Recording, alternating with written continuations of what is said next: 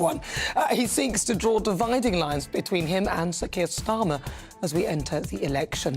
We'll also be discussing Sir Keir Starmer and his funding pledges for the next election, which include his flagship policy of the imposition of 20% VAT on independent schools and the removal of business rate relief. He insists it will not cause mass pupil exodus, but I don't know about that. He might be quite wrong. Also, we'll go head-to-head with the planned Abu Dhabi takeover of the Telegraph, with dozens of MPs urging Cultural Secretary Lucy Fraser to block the move over concerns that press freedom could be damaged. And then, are councils getting their priorities right, as millions of taxpayers face an accelerated dash to reach net zero, with at least 160 of them signing undemocratic pledges to beat the government's 2050 targets? And then finally, should Prince Andrew testify? I remember what happened to him with that terrible interview where it all went wrong. Well, a lawyer for multiple victims of the Jeffrey Epstein abuse scandal says that he should be forced to testify under oath. That's on the way in the next hour. As ever, tell me what you think on everything we're discussing. Email gbviews@gbnews.com or tweet me at gbnews.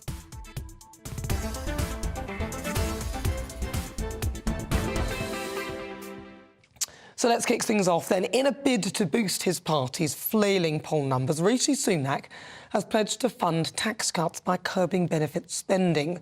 Now, in announcing the policy, the Prime Minister also sought to create a clear dividing line between himself and, of course, Sir Keir's Labour Party, who have repeatedly said that taxes are too high, but has stopped short of promising to reduce them. Interesting.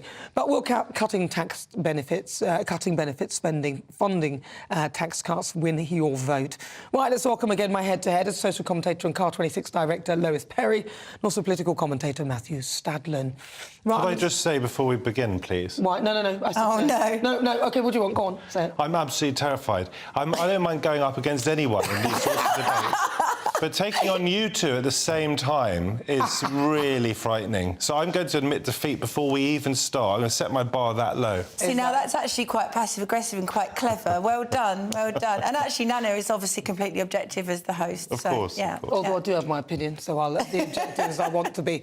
Right, yeah. Very, very good tactic, Matthew, but we're not buying it. Are you buying it at home? Should we start with him? Why not? Matthew, OK, so what do you think? Will his idea curbing the spending, It's kind of incredible that we don't quite know what this Prime Minister stands for when we are almost on the eve of an election. And the Tories have been in power for... Should we deal with... As opposed to Keir, though, as opposed to Keir. Look, Keir's got his issues. Can you elaborate on those? Go on, sorry. Carry on.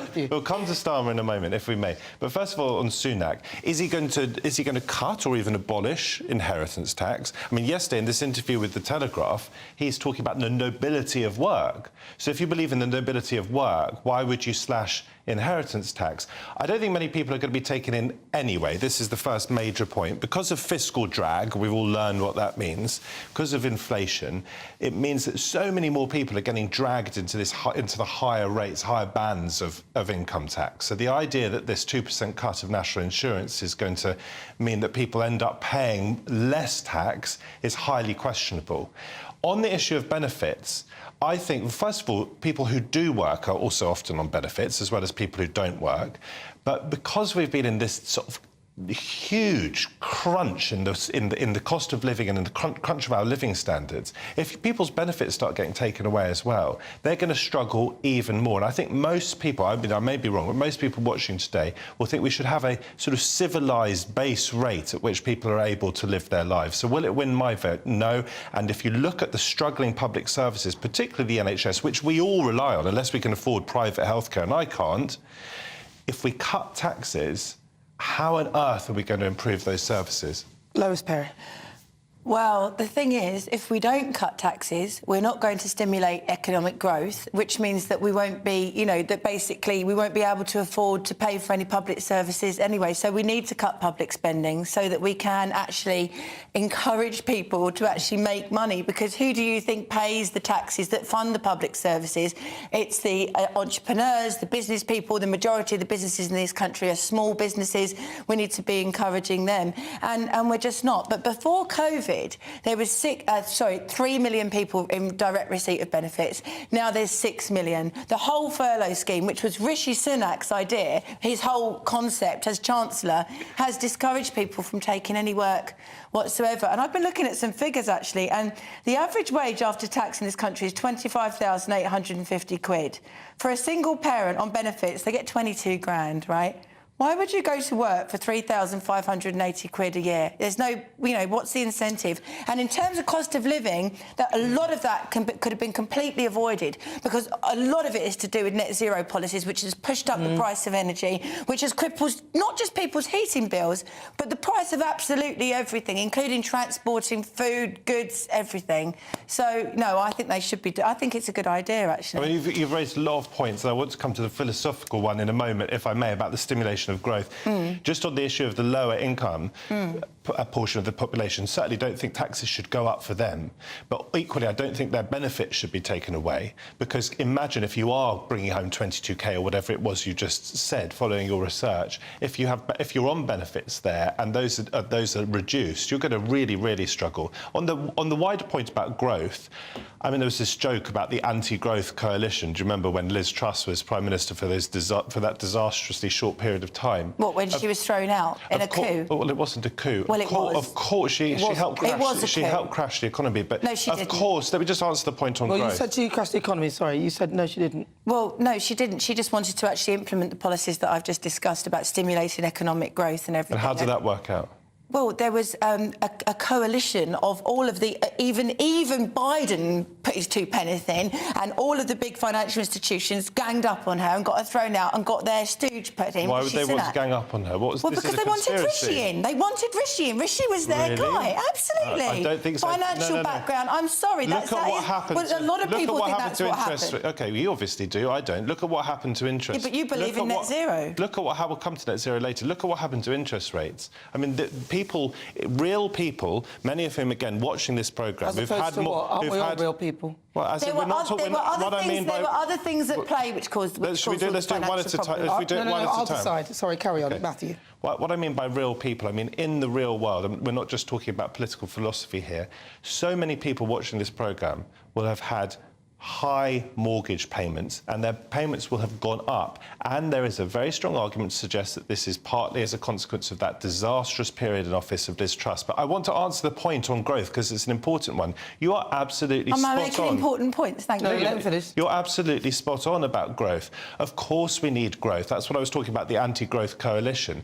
The question is how we encourage growth. You're absolutely right. If we don't have growth, we have less money to afford to pay for our public services. The question is how we achieve that growth. The traditional one of the things, Matthew, though, I will say is that obviously if you've got lots of people claiming benefits, it's difficult to grow. So you're going to have to curb those to try and stimulate maybe some of those people to potentially go to work, whether they can or they can't. You've got to work out what percentage are potentially able to make money so that you can stimulate the economy in growth. Yeah, if you have a generous benefit system, surely that would encourage people to stay at home. I don't think anyone could argue it's generous. The vast majority of people who are on benefits need to be on benefits. Absolute nonsense. It's not nonsense. How many people do you know on benefits? Just out of interest, I live in near Southend-on-Sea. How many people do you come into direct contact with every day who are in direct receipt of housing benefit and basically income support?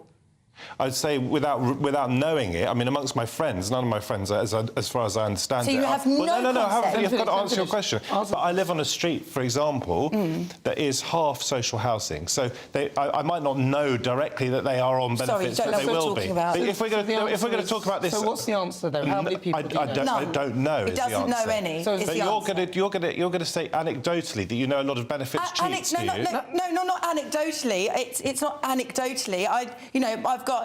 My background's quite interesting. I've got the posh side and I've got the other side of my family, right? OK, I know that people are on benefits because they want to be on benefits and have have multiple relationships with different men with no intention of staying with them because they know that it's going to be funded by the state. I'm sorry, Matthew, you do not know what you're talking about, but I really do. You've got friends who are deliberately trying to cheat the system, in your view. Family members. No, they're not cheating the system because the system is what it is and it's completely legal. I'm just saying that you don't know what you're talking about when you say people who are on benefits, they need need to be on benefits. No, they don't. No, and no. when you've So got what should happen to these people? What should happen to these people you're talking about? These family members. Your family members. Okay. It should be a but safety your family net. members should It's be a allowed. safety net. Okay, exactly. I agree. Yeah. So your family members should. We're gonna have to they move shouldn't on be so allowed to quickly on this starve, one. but they should have to live terribly miserable lives, No, including their children. No. Well, let her answer. Listen, we're She's running out her of time. assertion. We're running out of At all. time. She didn't say that, but look, I get it.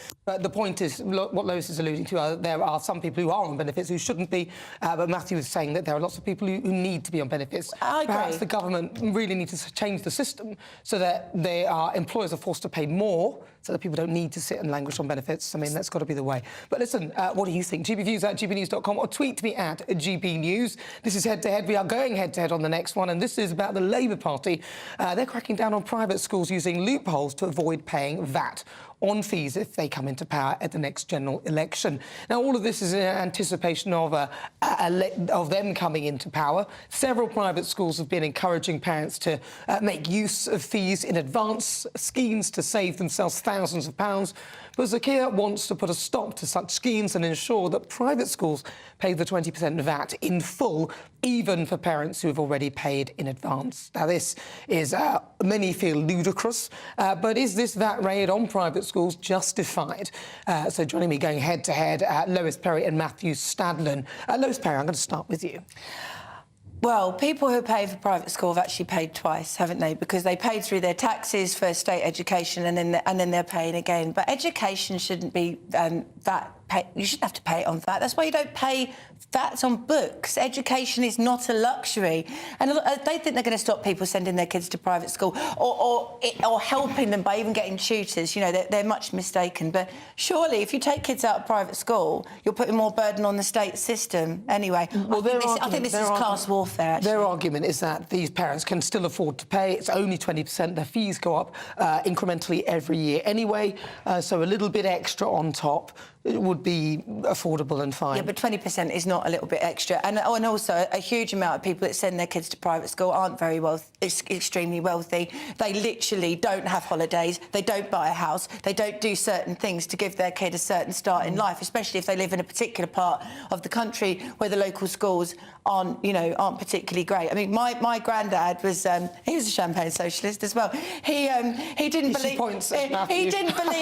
believe in private schools, so his way around that was to buy my mum a flat in the area of a brilliant catchment area, make himself chairman of the board of governors of the school, and then build them a big computer thing on the side. But he was lucky he was in a position to do that. Having said that, as soon as I had a boy, suddenly he did believe in private school. Well, what do you think, Matthew?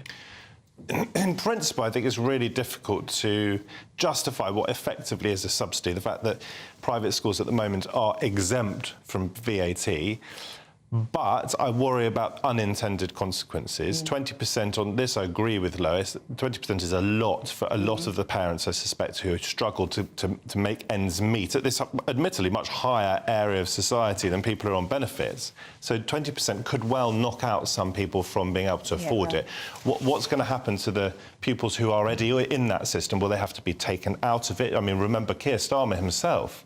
I think he risked being pulled out of his school, and when it, I think, became a private school, but he was allowed to stay on. So I worry about the unintended consequences. I worry that it will mean that actually those places will be filled by overseas students. Yes. And I think the priority should be educating British pupils rather than people coming from overseas. So whether it will work out in practice, I'm not so sure. Do I think that private education is fundamentally unfair and I'm a beneficiary of it myself? Yeah, of course I do, because the person down the other end of my street, or a few doors down that I talked about earlier, who's in social housing, well, we have them round for drinks and all sorts. I just don't ask them. Oh, how benevolent of him. Is your son going to private school? Well, that's a big debate that's going on in my family at the moment. I want him to go to a state school. Why? Why? Because he wants him to use him as a social experiment. Let me take one point at a time very quickly. So people on our street who are in social housing, no doubt some of them are in receipt of benefits. Do I say when they come round for a drink or for a meal, are you on benefits? Of course I don't. So yeah, the answer is I don't know whether I know people who are on benefits. But back to private schools, and this is a really... I think think this is really important. Is it fair that someone like me, because my parents were well off enough, happened to do a job that enabled them to send me to a school, had the benefit of my education, and the kid down the road doesn't? I don't think that is fair. Is this policy going to sort it out? No, it isn't. Well, if you think about it, I mean, I think Lois made a valid point that you're paying twice as a parent, and but you also made a valid point that whether you don't think it will work out, whether you think it will work out or not, and I personally don't think it will. Thank you for validating our points. That's right. That's my job. If you say something stupid, I'll also do the same. Right, well, if you just tuned in, well, 22 minutes after 3 o'clock, we're going head-to-head with Lois Perry and also Matthew Stabler. I'm Nana Akua. This is GB News. We are the People's Channel. We're live on TV, online and on digital radio. Coming up, are councils getting their priorities right as millions of taxpayers face an accelerated dash to reach net zero, with at least 160 of them signing undemocratic pledges to beat the government's 2050 targets. We all know of the horror stories from our councils. Let me know yours. I'd love to hear them, from not taking bins to taking bins and the wrong bins, and it's a nightmare, isn't it? Who hasn't had a council tax increase? But up next, though, I'll be discussing the planned Abu Dhabi takeover of the Telegraph, with dozens of MPs urging Culture Secretary Lucy Fraser to block the move over concerns that press freedom could be damaged. Join us every night on GB News at 11 p.m. for Headliners, which is 3 top comedians going through the next day's news stories, which is exactly what you need, because when the establishment has gone crazy, you need some craziness to make sense of it.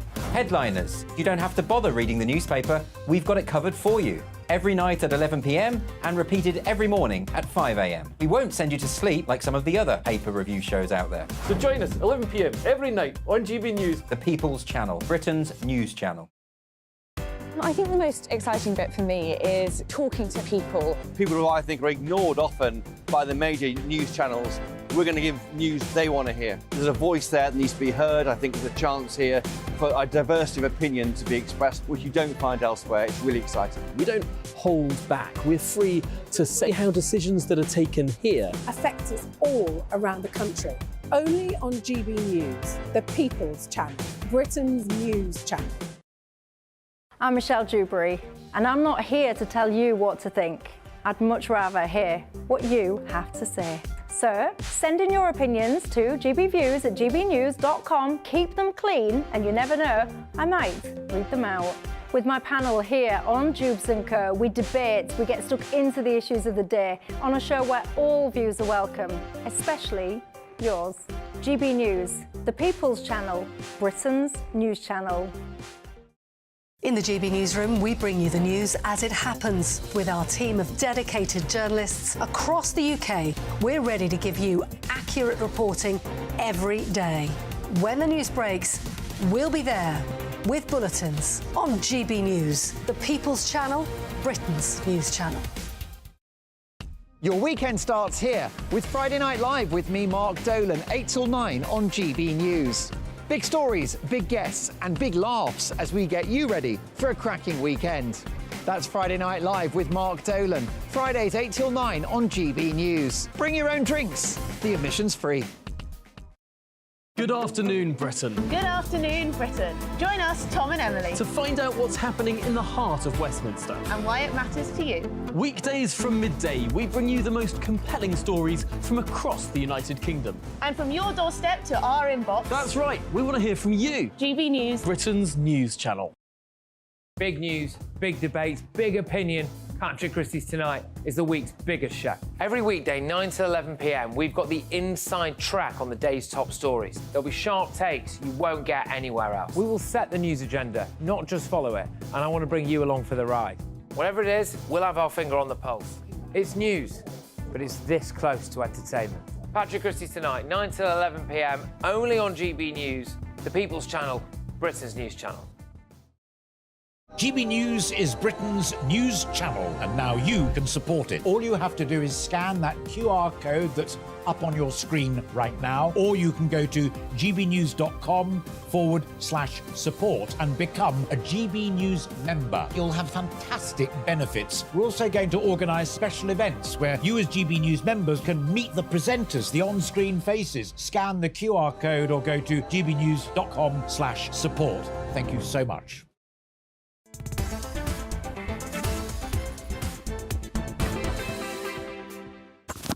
25 minutes after 3 o'clock. Welcome on board if you just tuned in. Where have you been? It's fiery. I'm Nana Akua. This is GB News. We're going head-to-head.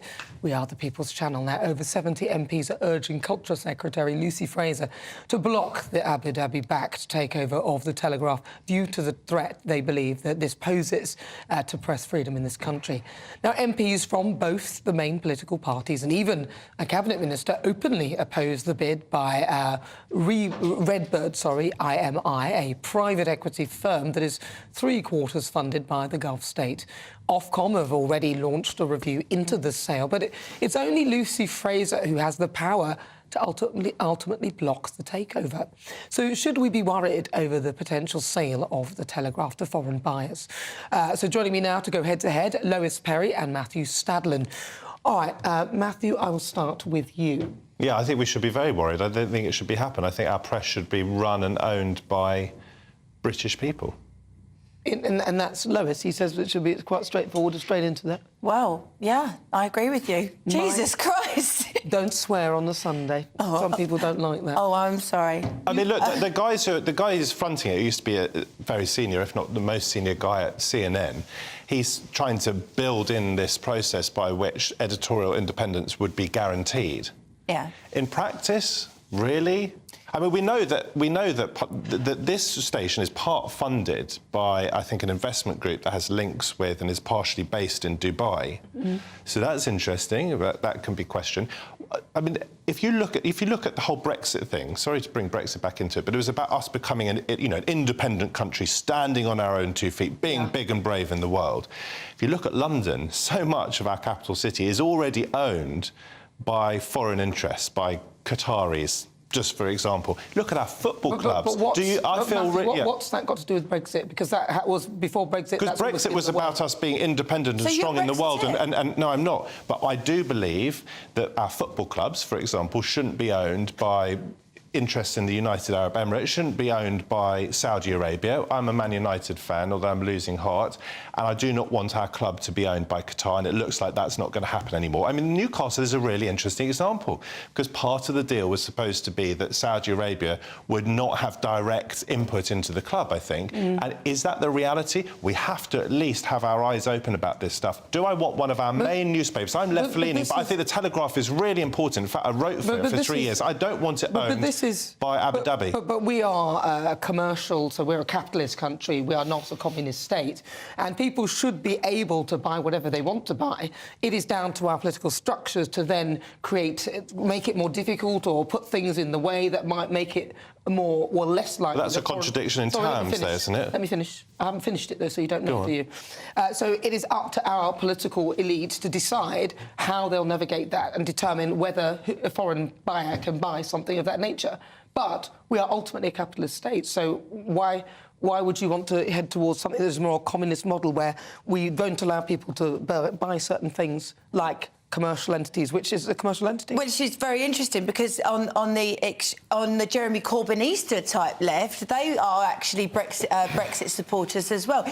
The hypocrisy of what you just said about being a Remainer, but then saying, "Oh, I think that things that I'm interested in and I like shouldn't be owned by foreign interests." I point out your hypocrisy as a Brexiteer. Why is that? Because we're supposed to be this great independent country where we're going to plough our way through the world, and yet a lot of our country is already owned by Qatar and that's elsewhere. Got nothing to do with Brexit. Brexit was about leaving the EU. Can I just come But it was about our power as a country and our ability to stand on our own 2 feet. But Brexit itself specifically was about leaving the EU. I should never have mentioned Brexit. No, you really shouldn't have done. Can I just speak specifically just for a moment about the match you buying the Telegraph? It is a very, very questionable country, state, the UAE. It's, they have actually funded war crimes in the Sudan. They've been downgraded by the financial authorities, world's financial authorities recently because of not trafficking, money laundering and putting money into terrorism and things like that. Some might argue that we are funding certain regimes that people don't think are great. I mean, we're funding Ukraine. Some people might say that is not right. We're funding Israel. I think it's right for us to do that, but others may see that as a different... You know what I mean? OK, I get your point. All right, but there was a writer in the Telegraph recently, and his family are actually from the Sudan, and they had to flee, etc., etc. And he said that you have to look at the media standards of freedom in in the UAE and think, right, OK, how do they treat their journalists? You either toe the line or you risk your life. Yeah, there's no journalistic independence whatsoever. And I mean, a lot of people would argue, especially during COVID, that was happening in this country. But he said that he's much freer to do, well, extraordinarily freer to write and to do what he wants as a Telegraph editor, I think he's the comments editor, than he would be in that country. So we'd be owned, or the Telegraph would be owned by a country that has no journalistic integrity whatsoever for their media. I mean, I agree with a lot of that. It's not really in the interest of our national security for a major newspaper or any newspaper to be owned from abroad. And just imagine, OK, you could be told, not just OK, abroad, you but another have state. editorial independence, but imagine if the editor then has a big article on a front page criticising Dubai in the way that Lois just did. Are you going to keep your job? Probably not. Well, yeah, but the problem is we are in a capitalist country, and people are allowed to buy these things. But should they? Let me know your thoughts. gbviews@gbnews.com or tweet me at GBNews. Joining me going head-to-head, Matthew Stadlen and Lois Perry. Welcome on board if you've just tuned in. I'm Nana Akua. This is GB News Live on TV, online and on digital radio. Lots of you have been getting in touch with your thoughts. Keep them coming. I will read some of them on the way. Prince Andrew, should he be forced to testify under oath over the Jeffrey Epstein abuse scandal? But first, let's get your latest news headlines.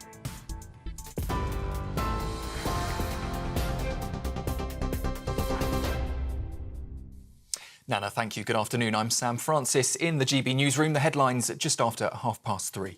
The Met Office is warning that snow showers are on the way and that they could become quite heavy. The UK's Health Security Agency has issued an amber cold health alert for parts of England until Friday afternoon. And a yellow weather warning comes into force from 4 o'clock tomorrow morning, with ice and snow likely to affect roads and train services in parts of Greater London, in Kent, Surrey, East Sussex and in West Sussex. After being criticised for not meeting with flooding victims, the Prime Minister has today been speaking with residents in Oxford. He claims that they were at pains to say that the Environment Agency's response to flooding had been great. Rishi Sunak's also met Environment Agency workers at their depot on Osney Island to see firsthand their battle with rising river levels. Over 1,800 properties have been damaged and around 170 flood alerts remain in place across England. In other news, Rishi Sunak has denied having hesitations about the government's Rwanda scheme during his term as Chancellor. The BBC claims to have seen documents where the Prime Minister expressed scepticism about the plan, stating that the deterrent won't work. The Prime Minister said it was his job to ask probing questions about every policy that comes across his desk. And a firefighter from Lancashire has begun his attempt to break a Guinness World Record for the most weight lifted in 24 hours. 42-year-old Glenn Bailey needs to lift more than 580,000 kilograms between today and tomorrow. He aims to lift 600,000 kilograms in total, hoping to do around 60 kilograms each lift and around 12,000 reps in total. He's decided to take on the challenge to raise money and awareness for the firefighters' charity, which provides health and well-being services. And you can get more on all of those stories by visiting our website, gbnews.com.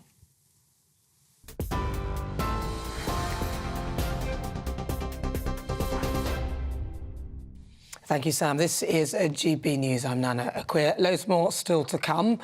In a moment, including my monologue on the NHS asking patients to choose from 12 genders and, well, I think it's 159 something else. But next up, though, we'll be talking about local councils rushing to beat the government's 2050 net zero target at your expense. Stay tuned.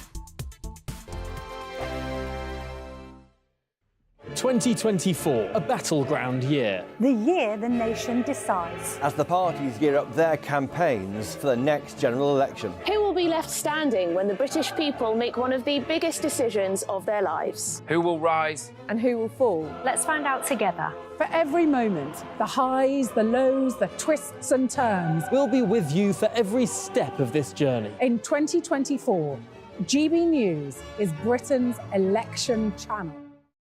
GB News, unlike other broadcasters, isn't obsessed with the London-Westminster bubble. We think there's a nation beyond the M25, and that's why we talk about the issues that matter across the land. Join me on State of the Nation, 8 to 9 o'clock, Monday to Thursday, on GB News. Daisy's listening, and you should too. Wake up to the headlines with Headliners every morning at 5 a.m. We treat you to the day's biggest stories before anyone else, 7 days a week. You can catch up on everything you need to know before you've even had your kippers. Headliners every morning at 5 a.m, only on GB News, the People's Channel, Britain's news channel.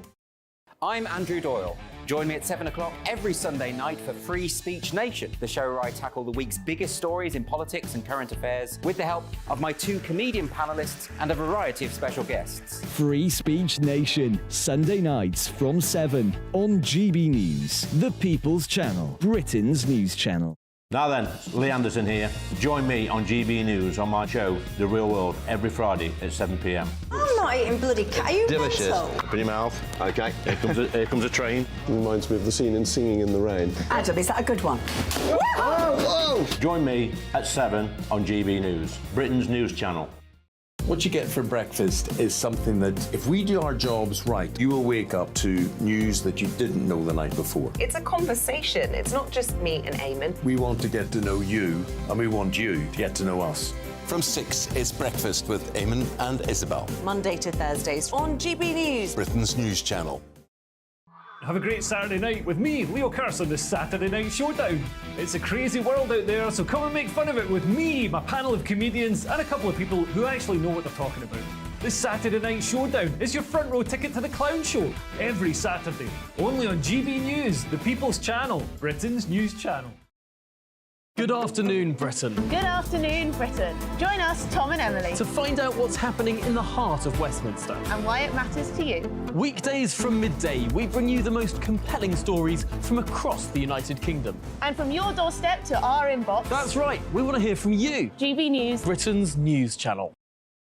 Every Sunday from 11, join Michael Portillo. There'll be topical discussion, looking at the week before and the week to come. So kick back and relax at 11 a.m. on Sundays on GB News with me, Michael Portillo. GB News, the People's Channel, Britain's news channel.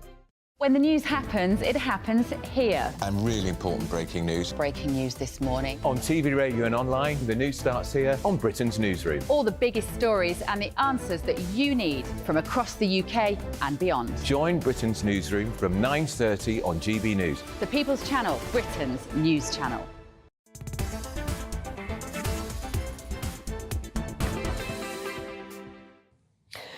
Fast approaching 39 minutes after 3 o'clock. Welcome. If you just tuned in, where have you been? Oh, it's been fun.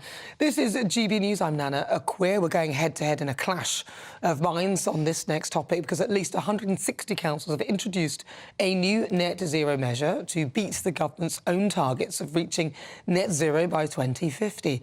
And amongst the measures brought in are closing streets to traffic, charging vehicles to enter city centres and removing parking spaces.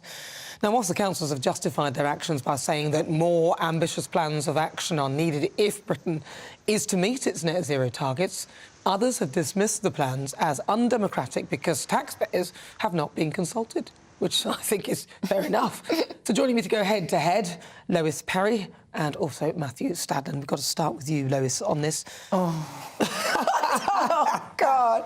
Yeah. I don't even know where to start. I mean, you know, obviously these councils, it's a way of... It's literally making money out of thin air. A lot of them have got little god complexes, so they get to exert all their power and control at a local level. But ultimately, this is a neo-Marxist utopia of no one ever going out or doing anything, just walking to their local shop, no freedom of choice. I've said this before, I've said it a million times, sitting at home, universal basic income, staring at a screen, you know, waiting to be told what to do, probably microchipped, I don't know. The whole thing is completely and utterly undemocratic and pretty nasty, actually. I'm not quite sure why it's anti-democratic or undemocratic. No one voted for it. But if you don't like it, Lois, guess what you can do? Or No, well, there's absolutely nothing you can do. Why not? Because all of the main parties agree with this Oh, nonsense. OK. So in other words, the parties that represent us think that this is a good idea, and you're annoyed because you're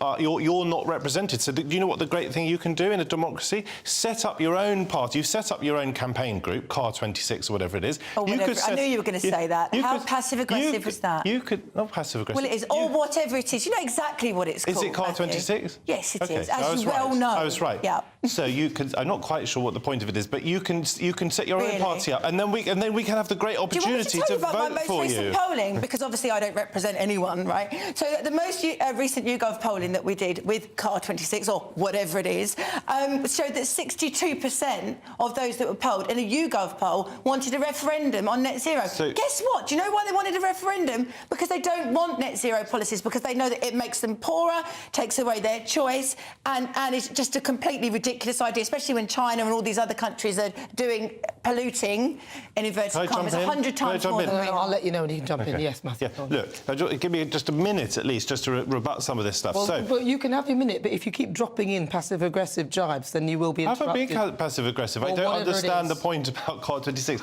Listen, well, Reform... 62% do. Hang on.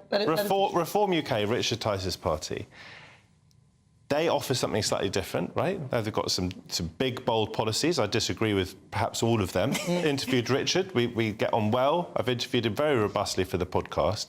But there is a party, an upstart party, that you could vote for. He is implacably opposed, Richard Tice, to net zero. So it's not true to say that people who are anti-net zero in the way that you are aren't represented. I think the majority of the British population realise that we have to be serious about climate change, and that net zero is, broadly speaking, a very important goal. The question is, and this is just a caveat, and this is important, and this is why I think it probably is quite useful to have voices such as yours, Lois, sort of shouting from the rooftops.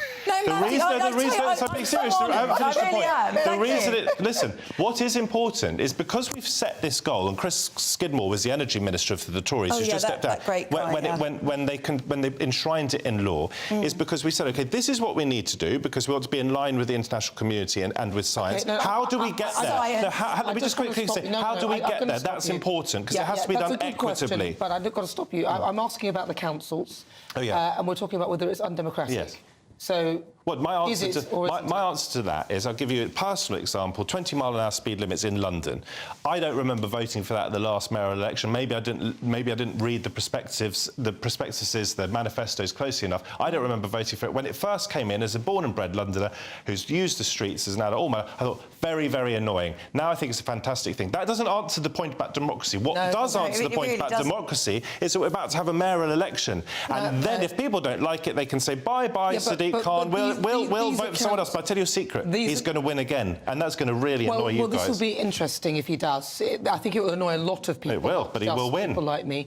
But it will be very irritating because obviously... It's called democracy, though, isn't it? Yeah, but nobody's saying that it's undemocratic. We're talking about the council. Well, they can be voted out next time round. Richard Tice can set up lots of local councils around the country. What can you do when your council are bringing these things in the midst of their term, which is undemocratic? You can try and get rid of them, but it's in the middle of the term. They're putting there is an important and interesting wider question that affects central government as well. How much can a government or a local council deviate from their manifestos? And if they are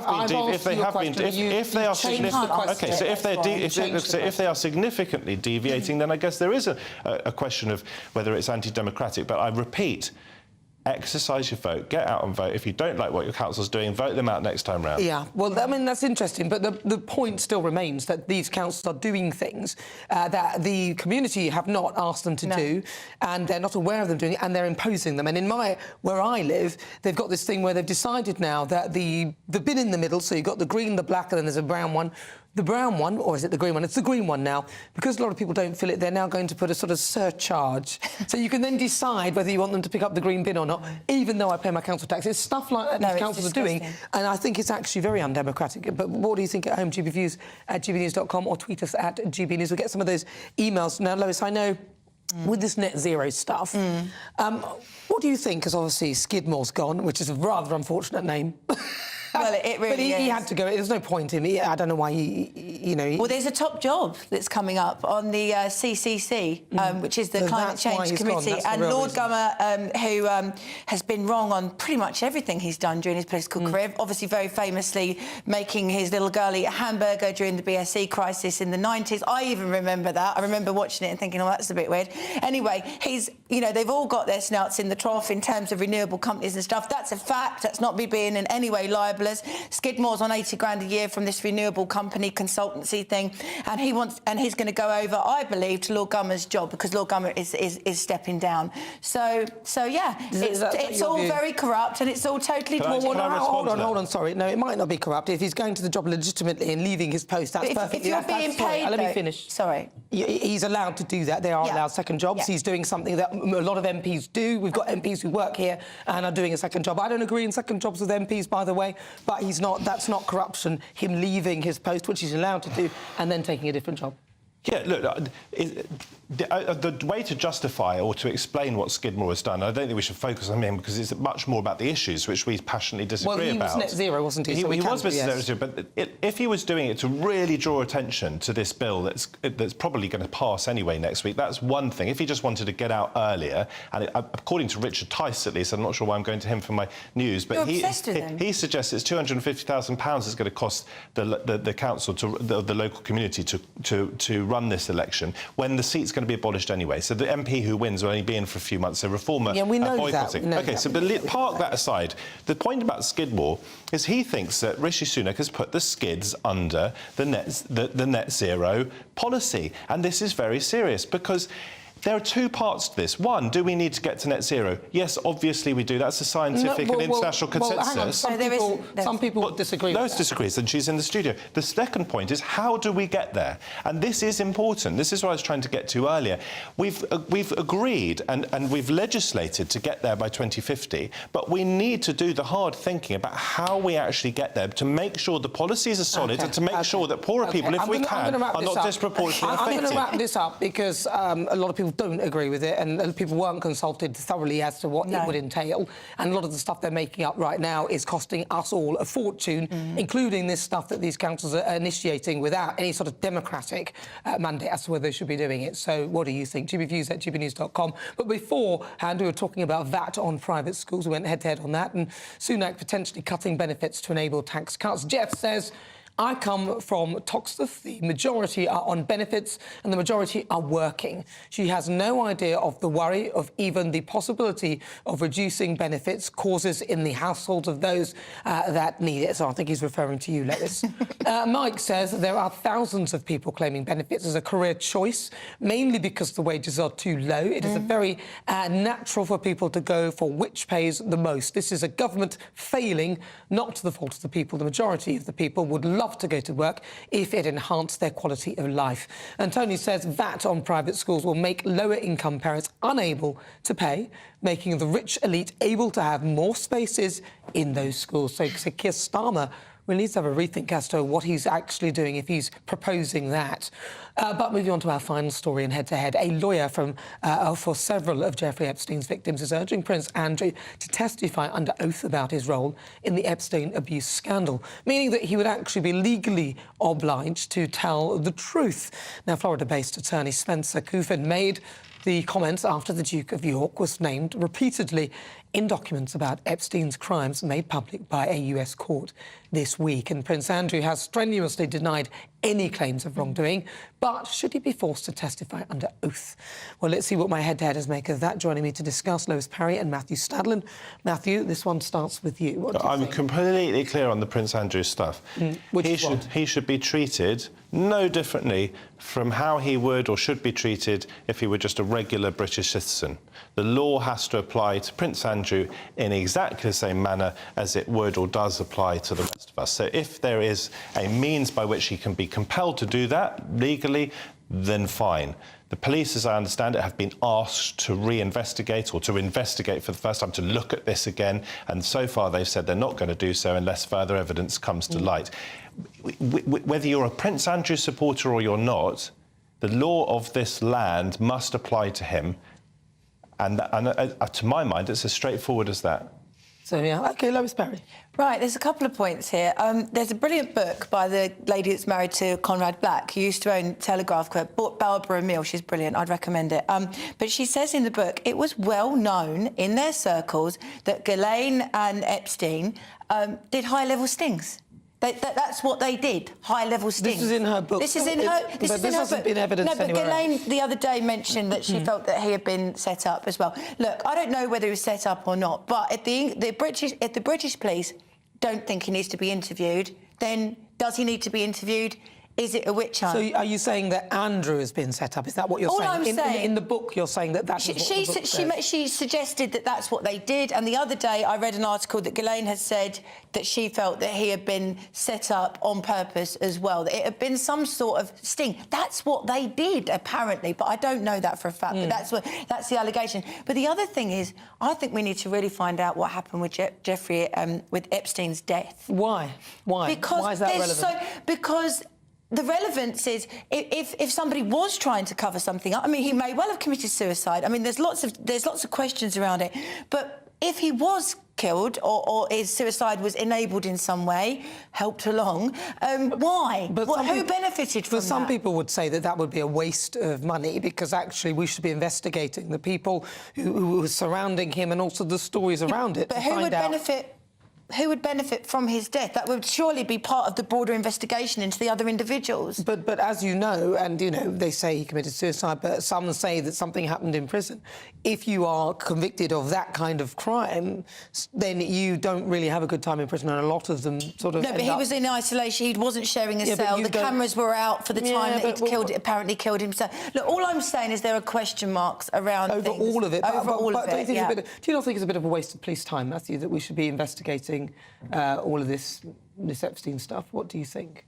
Where the police think that there is sufficient evidence to suggest a crime has been committed by whoever it is, then of course the police should investigate, and that includes historic instance of either child sexual abuse or other forms of sexual abuse, rape, unless it's in Rotherham, rape and so forth. Wherever it is, hang on. Wherever it is, whether it's in Rotherham, whether it's in London, I don't care where it is, the law of the land should apply equally to everyone, without fear and without favour. As far as Prince Andrew is concerned, as I understand it, he stepped back some time ago, didn't he, from his sort of more public-facing duties. He's no longer really an active member of the royal family, or correct me if I'm wrong. So this whole thing, one way or another, has taken a toll on him. It's just a very depressing story, whichever way you look at it. Final word to you, Les Perry. Yeah, I mean, and he's lost his mum, and it's horrible when you're the favourite child and the parent dies, because the other siblings go...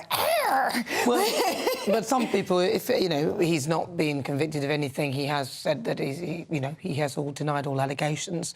But, you know, in my view, I kind of agree with Matthew and Lois in this one. If somebody's done something wrong, they should be investigated properly. But it would be nice if the police would also investigate all of the other crimes as well. And the girls that were systematically abused, and they didn't, Well, listen, stay tuned. Loads more to come. This is GB News live on TV, online and digital radio. But first, let's get some weather.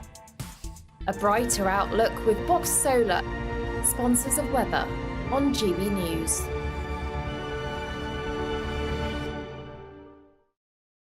Hello, I'm Marco Patagna. Here's your latest weather update from the Met Office. We'll see plenty of fine, settled weather across the UK over the next few days. Plenty of sunny spells, fog, frost and some icy patches, though, during the overnight period, and one or two wintry showers too.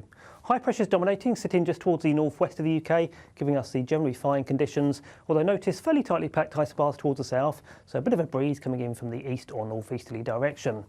As we head into the evening and during the overnight period, showers across the north of England will work their way westwards into Irish Sea areas, and also a few showers developing down towards the southeast of England. We need to keep an eye on those as we head into rush hour on Monday morning. Could give a bit of snow in places, especially on the North Downs, and a few icy patches in places too. Elsewhere though, it's a case of frost and some fog patches forming by Monday morning. As for Monday itself, well, a bit of a tricky start towards the southeast there. Some wintry showers in places, icy patches in places here too. Elsewhere, fog and frost gradually lifting. Plenty of sunshine away from that southeast corner, although the showers across the southeast will start to migrate their way westwards across southern England, eventually reaching the far southwest of the UK as we head into the latter stages of the day on Monday. Another pretty chilly day for the time of year, and factor in the east to north-easterly breeze and it will feel colder still out and about. Tuesday though promises more in the way of sunshine after a frosty, locally foggy start, but it will stay quite chilly for the time of year. Temperatures low to mid-single figures at best in most places. And as we head through the rest of the week, more in the way of clouds starting to filter down from the north, so turning cloudier from the north as we go through the week. Looks like things are heating up. Boxed boilers, sponsors of weather on GB News. Well, stay tuned now. I've got to say thank you so much to Lois Perry, my head-to-headers, and also Matthew Stadlen. Lois will be back with me for the next hour, and also joining me will be the fabulous Danny Kelly with a mystery panellist. Stay tuned. That's coming up in the next hour. Your weekend starts here with Friday Night Live with me, Mark Dolan, 8 till 9 on GB News. Big stories, big guests and big laughs as we get you ready for a cracking weekend. That's Friday Night Live with Mark Dolan. Fridays 8 till 9 on GB News. Bring your own drinks. The admission's free. In the GB Newsroom, we bring you the news as it happens. With our team of dedicated journalists across the UK, we're ready to give you accurate reporting every day.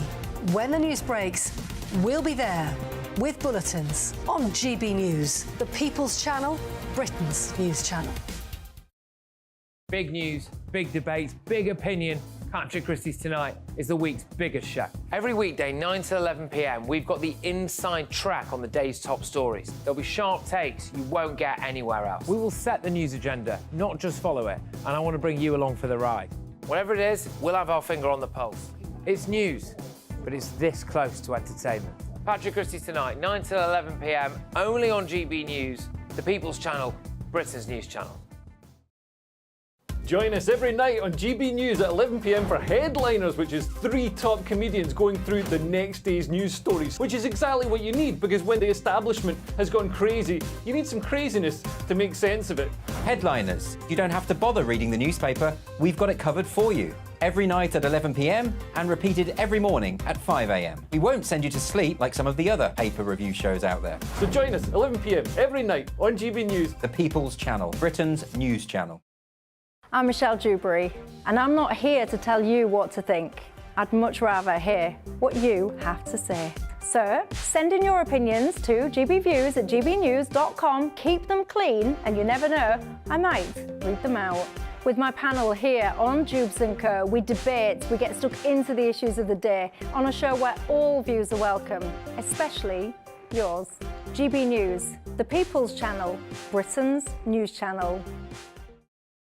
Tired of the usual focus-tested, pre-prepared Westminster runaround? Well, so am I. So you want higher taxes? Is your department to blame for this? Are you rethinking this policy? Every Sunday at 9:30, I'll be sitting down with those in power to get the truth about the issues affecting you. Let's be honest, we've known about the cost pressures of this project for years, not months. That's the Camilla Tominey Show, a politics show with personality. On GB News, the People's Channel, Britain's news channel. I think the most exciting bit for me is talking to people. People who I think are ignored often by the major news channels. We're going to give news they want to hear. There's a voice there that needs to be heard. I think there's a chance here for a diversity of opinion to be expressed, which you don't find elsewhere. It's really exciting. We don't hold back. We're free to say how decisions that are taken here affect us all around the country. Only on GB News, the People's Channel, Britain's news channel. Good afternoon, Britain. Good afternoon, Britain. Join us, Tom and Emily, To find out what's happening in the heart of Westminster. and why it matters to you. Weekdays from midday, we bring you the most compelling stories from across the United Kingdom. And from your doorstep to our inbox. That's right, we want to hear from you. GB News, Britain's news channel. Join us every night on GB News at 11 p.m. for Headliners, which is 3 top comedians going through the next day's news stories, which is exactly what you need, because when the establishment has gone crazy, you need some craziness to make sense of it. So join us 11 p.m. every night on GB News, the People's Channel, Britain's news channel.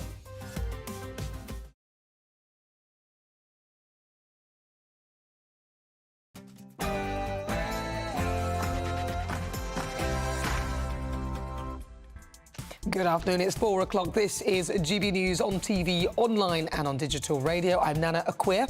And for the next 2 hours, me and my panel will be taking on some of the big topics hitting the headlines right now. This show is all about opinion. It's mine, it's theirs, and of course it's yours. We'll be debating, discussing, and at times we will disagree, but no one will be cancelled. So joining me today is the chair of Republicans Overseas, Greg Svensson, and also broadcaster and journalist Danny Kelly. But before we get started, let's get your latest news headlines.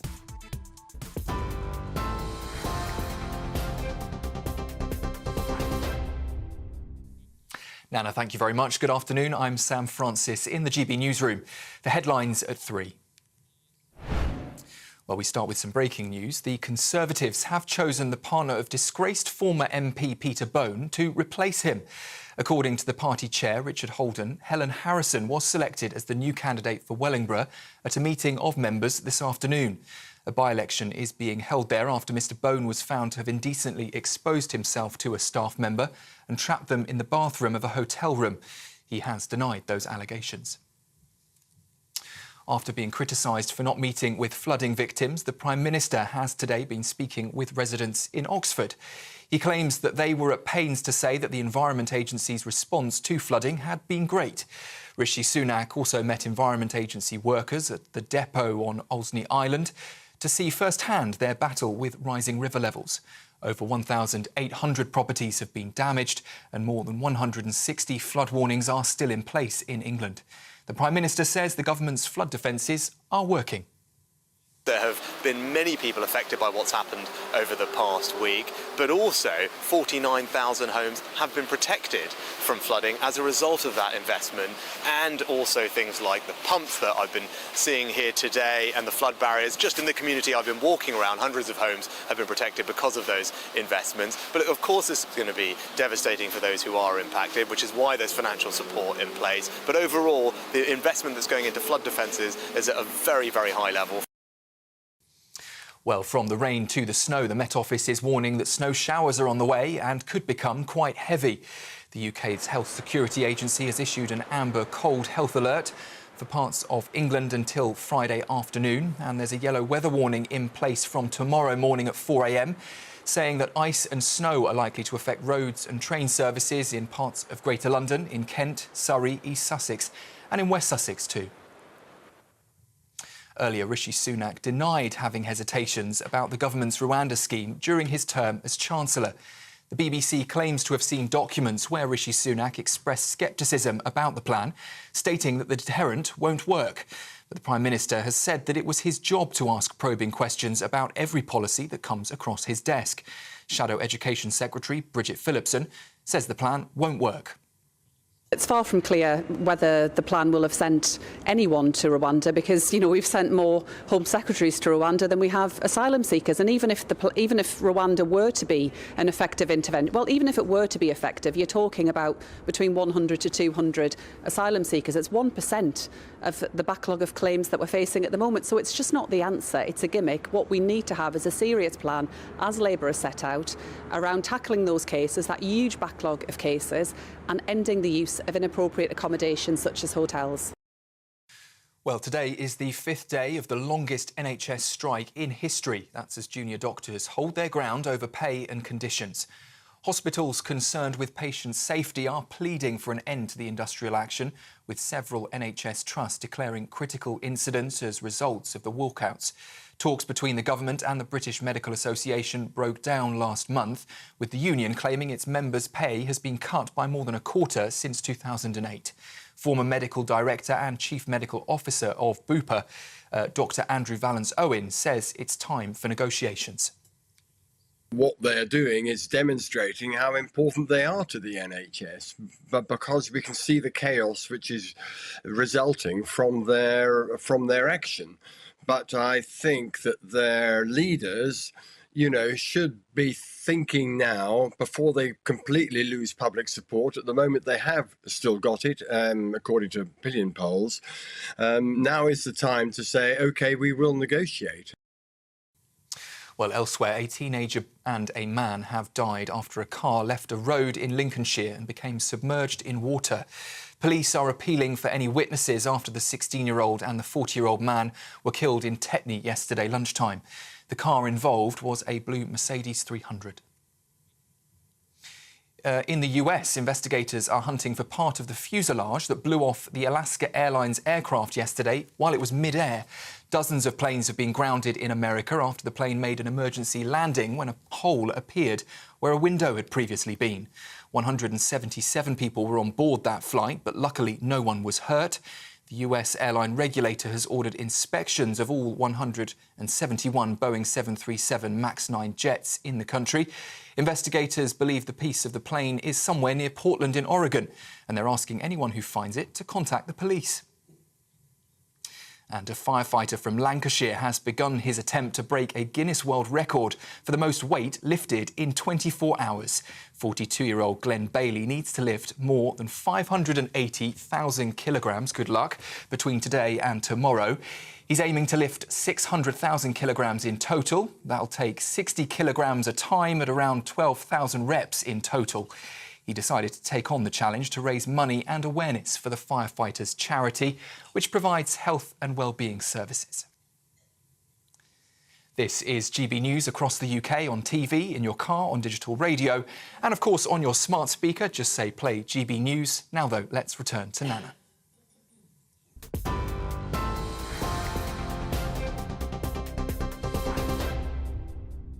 Thank you, Sam. You're with me. I'm Nana Akua. This is GB News live on TV, online and on digital radio. We are the People's Channel. Equality, diversion and inclusion. So whilst we are in the midst of the longest doctors' strike in history, with an NHS buckling under the pressure, we've had strikes pretty much across the board. Nurses who definitely deserve better pay, who settled on a deal but then got annoyed when consultants who were paid over 100k went on strike and secured even more money. Earlier last year, we had the ambulance workers, and so it goes on. And this has pushed the waiting lists up further, with people's lives being destroyed, many dying as a result.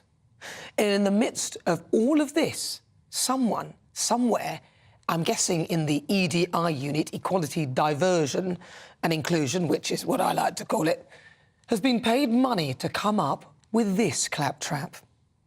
An online registration portal called MyChart, introduced into Guy St Thomas NHS Foundation Trust and King's College Hospital NHS Foundation Trust, where patients are being asked to choose from 159 religions, 12 genders and 10 sexual preferences before they attend a hospital appointment. Now, some of the options on the list include goddess, druid and satanist, which I'm presuming are religions, although they could be sexual preferences or genders. This is wokery on a scale beyond belief, and the last place where you expect to see delusion trump biological facts. There are only two genders, and that is a very relevant and a very important piece of information when treating patients and also determining which ward they should be on. Yet the form offers a dozen, which include questioning, agender, demi-boy and demi-girl. I mean, what the hell are they? For God's sake, this is ridiculous and totally pointless. And why on earth do we need to know someone's sexual preference? And what has that got to do with anything when you're in hospital? And just to make sure that they ask the all-important question as to what sex you actually are, because that's what they really need to know, the form also asks for your sex assigned at birth and your legal sex. I mean, this is clearly about satisfying some ideological nonsense that is not based in science at all, and the last thing you would expect from a healthcare system where biology matters. And I suspect it's also about justifying the existence of the role of EDI, where many working within it are paid considerably more than the frontline staff. Lottie Moore, head of Biology Matters and Gender Identity Ideology, says that gender identity ideology has been stitched into the very fabric of our public health system without public consensus. When it comes to healthcare, biological sex is vitally important, and it is crucial that NHS trusts know the sex of their patients.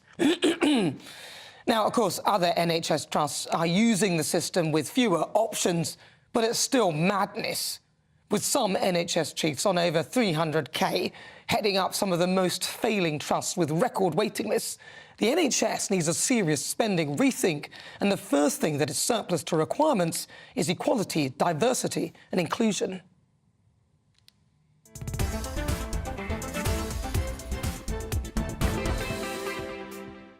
So before we get stuck into the debate, here's what else is coming up today. For the Great British Debate this hour, I'm asking, should Rishi cut benefits to fund tax cuts? Yes, now this comes as Rishi has said that he'll curb benefits and government spending to fund tax cuts before and after the next election. Now, that's interesting that he thinks he can do it afterwards. That depends on what he thinks he is, whether he's Houdini, whether he thinks he's going to be there or not. But as he seeks to draw dividing lines between him and Sir Keir Starmer, and as we enter this sort of election year, we presume it will be this year. Then at 4:50, it's Worldview. We'll cross live to Los Angeles to speak to Paul Dudridge, host of the Politics People podcast, to get the latest on what's going on in the United States with November's presidential election fast approaching. Plus, we'll head over to Russia to speak to a Russian journalist as they celebrate the Orthodox Christmas. But this comes at the same time that Moscow are proposing banning the English language. Stay tuned then at 5. It's this week's Outside, where every Sunday at 5 I'm joined by a celebrity, a former MP or someone who's had an extremely interesting career, to take a look at life after the job. We talk highs, lows and lessons learned and what comes next on The Outside. And my guest this week, well, here's a clue. He played a big part in a very popular 1990s show. Any clues? No, that's not a big one, is it? But stay tuned, find out more. That's coming up in the next hour. As ever, tell me what you think on everything we're discussing. Email gbviews@gbnews.com or tweet me at GBNews.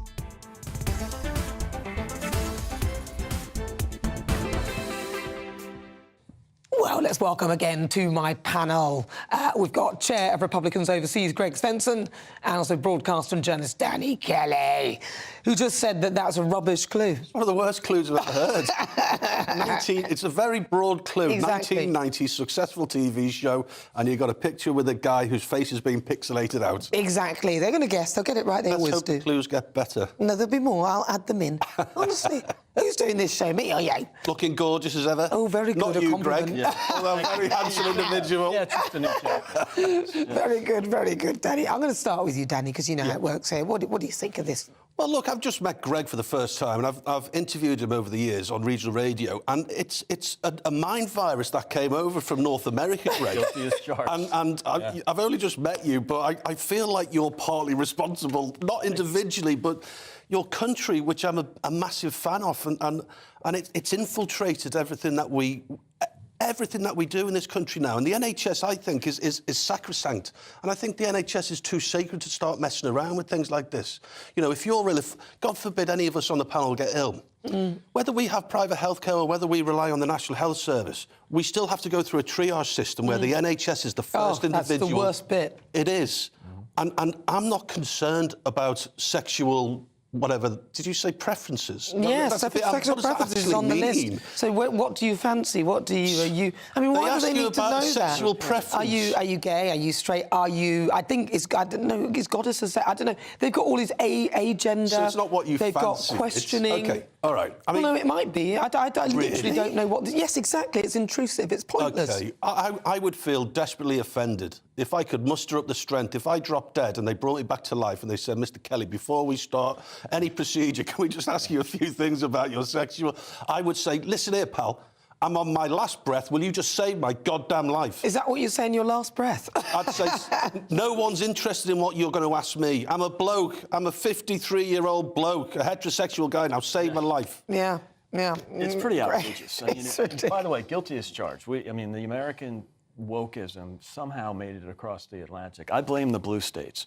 It all came from California, New York, a little bit of Illinois. It didn't come from the good old-fashioned red states where you'd be offended if someone asked you a question like that. I mean, it's completely obscene. And, you know, the point you brought up, Nana, you know, in a hospital, biology matters. It's a relatively important question. Yeah. So it's pretty outrageous. And it also is coming from such a sliver, such a small group of kind of oddball bureaucrats that have found themselves in these DEI communities. I call it diversity, inclusion, and equity because it's DI, which the culture dies with this garbage. And so hopefully there's a pushback. We're already seeing it in the U.S., maybe because it started earlier in the U.S., so we're seeing the pushback earlier. But it's happening red states are basically in effect outlawing wokeism or any sort of DEI, critical race theory, any kind of rubbish that's taught in schools or taught in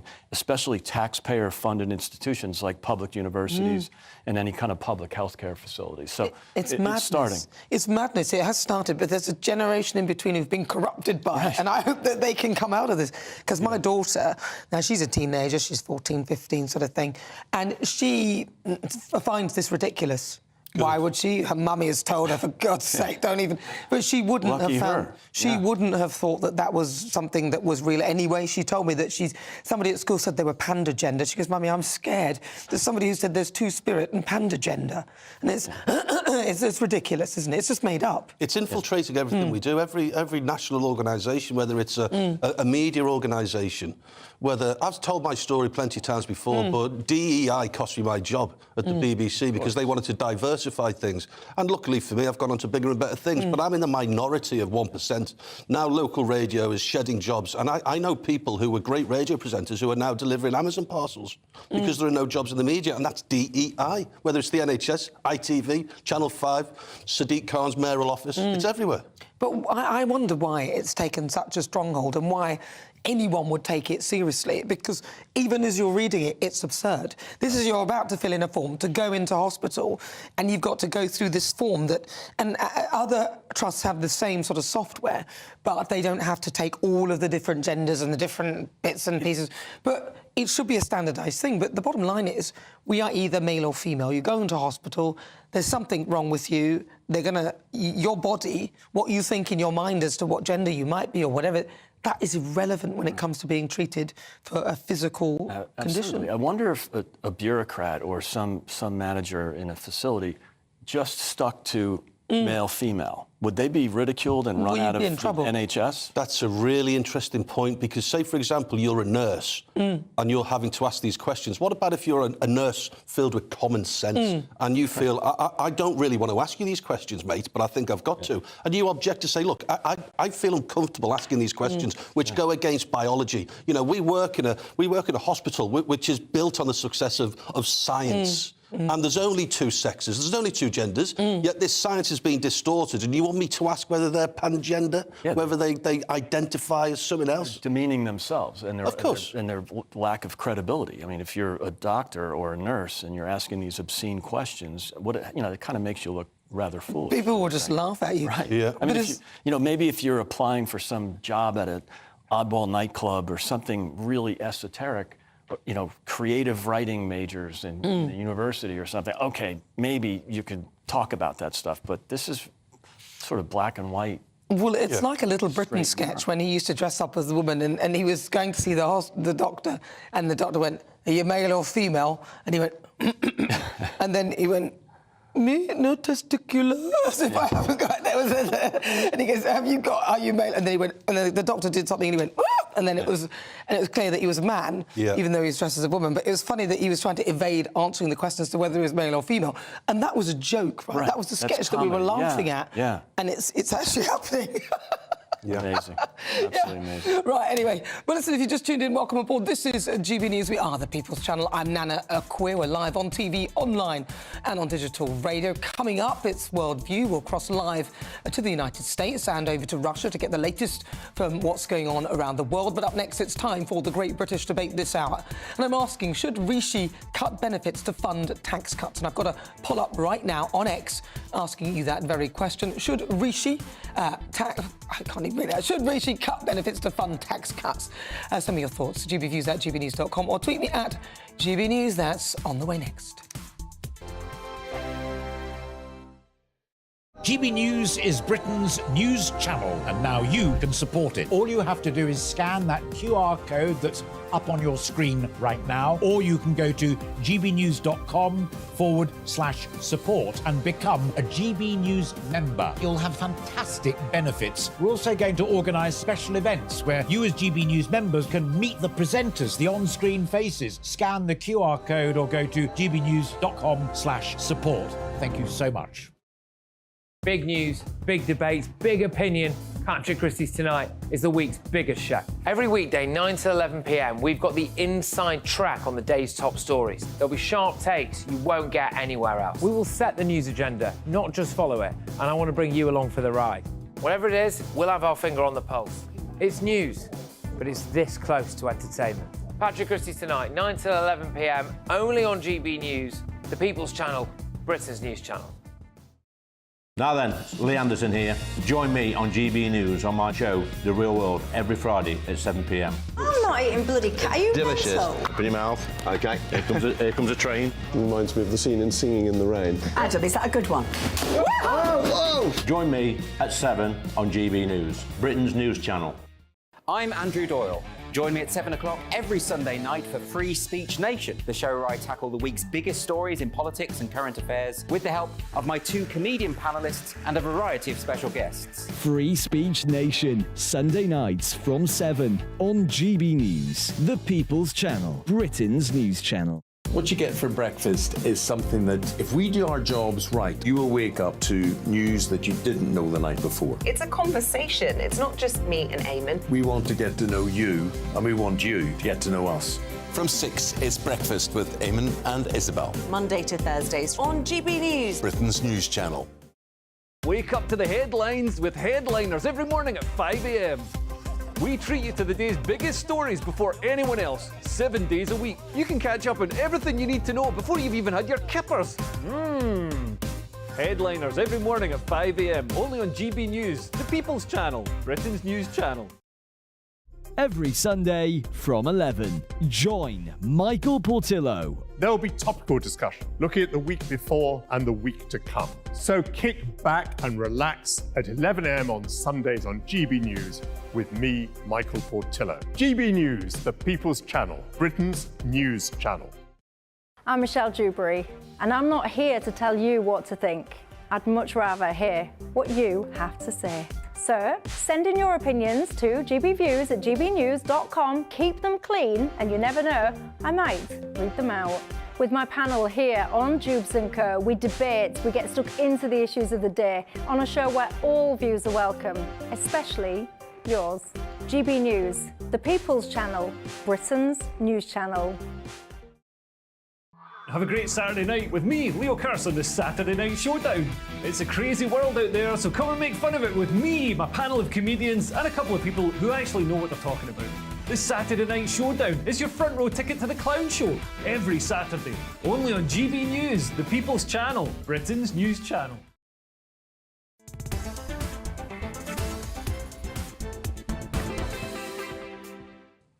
Good afternoon, welcome on board. It's fast approaching 23 minutes after 4 o'clock. If you've just tuned in, where have you been? No, we're live on TV, online and on digital radio. I'm Nana Akua, welcome on board. Now, at the top of the hour, I did my monologue on the NHS equality, diversion and inclusion. That's what I like to call it. Anyway, let's have a quick look at what you've been saying. Paul says, if I was in casualty and they asked me if I was a man or woman, I'd tell them they needed to go back to school. Could you imagine if you've got some, if you're not quite with it and then they ask you all this nonsense about, are you a panda gender? Are you? You'd be like, have you given me the medication already? And then David says, I don't know about anyone else, but I could never trust a medical professional who doesn't know what gender I am by looking at me or who thinks that there are more than 2. And then on the NHS, Duncan says, it makes me feel sick to see junior doctors laughing and joking on the picket line, and absolutely nobody I've spoken to sympathises with them. Yeah, that's on the junior doctor strike. It's interesting that some people say that they're losing sympathy. What do you think? gbviews@gbnews.com or tweet me at gbnews. Keep your thoughts coming. But now, of course, it's time for the Great British Debate this hour. And I'm asking, should Rishi Sunak cut benefits to fund tax cuts? Now, the Prime Minister has said that his priority was with cutting taxes, but it will result in difficult decisions, warning that he will curb benefits and the government spending to help fund these cuts. So for the Great British Debate this hour, I'm asking, should he do just that? Should he cut benefits to fund the tax cuts? Well, joining me now to discuss, Suzanne Evans, political commentator, former Labour MP Stephen Pound and social commentator Lois Perry. Thank you for joining me. I'm going to start with you, Suzanne Evans. Welcome. Hi. Do I think he should cut benefits to to cut taxes? No, I don't. I absolutely think he should be cutting taxes, but I think there are other things that he could be looking at first. You know, I think any one of us through illness, unemployment could fall on hard times, and we've got to have that safety net of the benefit system. That said, of course, it should be a safety net, not a hammock. But I think, you know, you look at the size of government. The size of government is enormous now, bigger than it ever has been. You've got thousands, tens of thousands of civil servants who produce nothing in our society, but actually making huge amounts of red tape, calling for new laws that hamper business and actually prevent them from making money and paying taxes that can go to deliver essential benefits. So my answer is no. I think the benefit system does need to be looked at. But I also think his idea that he will change the benefit system, but not do it retrospectively for everybody, but do it for people who are coming in on benefits, is also grossly unfair. If you think benefit system isn't working, then look at the whole system as it stands now. Don't just penalise people coming in the future. So no, I don't think he should be cutting benefits to fund taxes, but I do think taxes should be cut. And I think funding for benefits should be coming from cuts elsewhere in the huge monolithic government system. Yeah, well, he should be taking it from the civil service. I think I agree with that. But Stephen Pound, what do you think? Well, I have to say, I've broken the habits of a lifetime and actually looked into what he actually said, because my immediate reaction to go flying off in the air and say, you know, this is a typical Tory slashing the benefits from the weak and the poor and the sick and the ill, you know, to load on to give advantages to the multimillionaires. But lo and behold, when you no, I'm sorry, that's where I'm from. I can't help it. But look, looking at it in some detail, he's not actually talking about cutting benefits. He's not actually talking about slashing welfare. He's talking about things like shrinking the state. He's talking about things like bringing in a freeze on civil service recruitment. Now, Suzanne and I have had our arguments over the years, and Lois and I have had our arguments over the years. But and you and I have had our arguments over the years. But look, I think we've all argued with you, Stephen. All of us. Reducing the size of the state is a good thing, but to go back to the Tories, every generation since the 1920s have talked about cutting welfare benefits to actually reduce the tax burden on the rest of the population. He's not actually saying that. He's not that bad. He's not that evil. So let's just actually say, let's reduce the size of the state. And the old argument between strivers and skivers simply doesn't apply anymore. We should be operating the welfare benefit system more efficiently and more effectively, to cut out some of the nonsense, to actually remove some of the disincentive and actually get the country working again. And as Suzanne so rightly says, support those who need support. End of.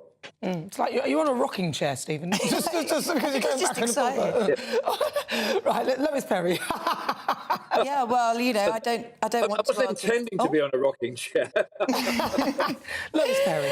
Yeah, well, I think, you know, that all things should be on the table. And as I said earlier, you know, if you reduce public spending, you can cut taxes, which stimulates growth in the economy. And actually, a lot of people in receipt of benefits are in work anyway. So if their tax is reduced, then it will benefit them directly. But, you know, when you've got an average wage of just over 25 grand in the country and a single parent can get £22,000 on benefits, what on earth is the incentive for, you know, for working for an additional £3,000 a year? But what I will say is, while Rashid is not doing anything about these boats coming over and the mass illegal migration of migrants, economic migrants, wages are being pushed down. He's making it completely uneconomic for anyone to actually be in work. So, you know, of course people are going to choose to be on the benefit system. But I do think that everything needs to be on the table. But I do agree with Suzanne that it should be a net and certainly not a hammock. I love that phrase. That's brilliant, Suzanne.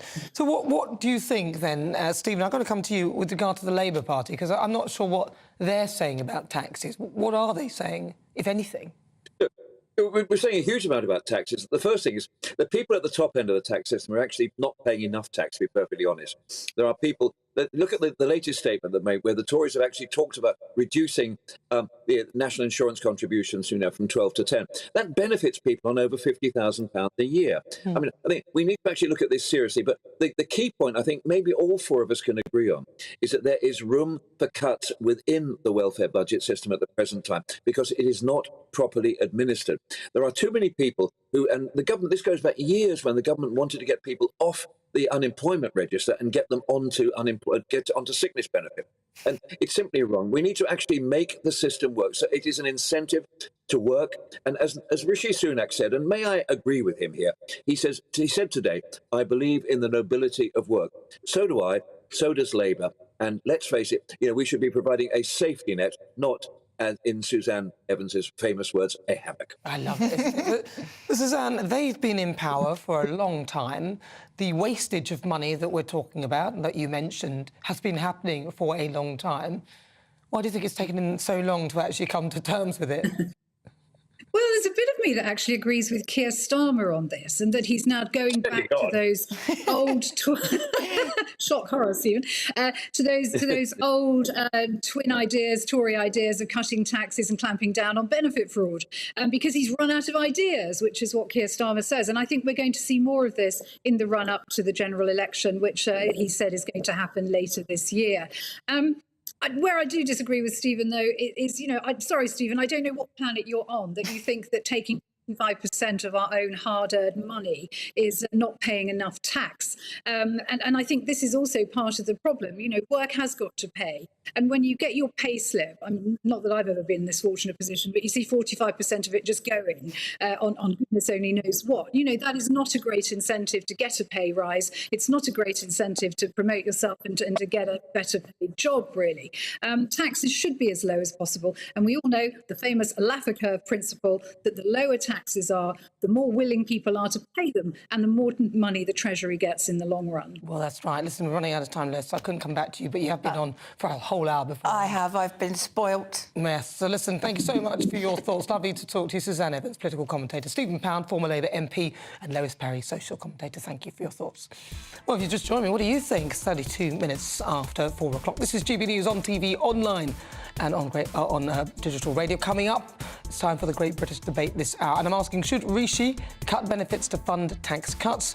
You'll hear the thoughts of my panel, Greg Svensson and Danny Kelly. Also still to come this week's Outside. Now, I'm going to give you another clue. My guest today was a TV ace in the 1990s and at one point was engaged to Katie Price. Does that help anymore? Well, let's see. I wonder if it helps Danny. But what do you think? Get in touch. GBViews at GBNews.com. He'll be here live at 5. But first, let's get your latest news headlines.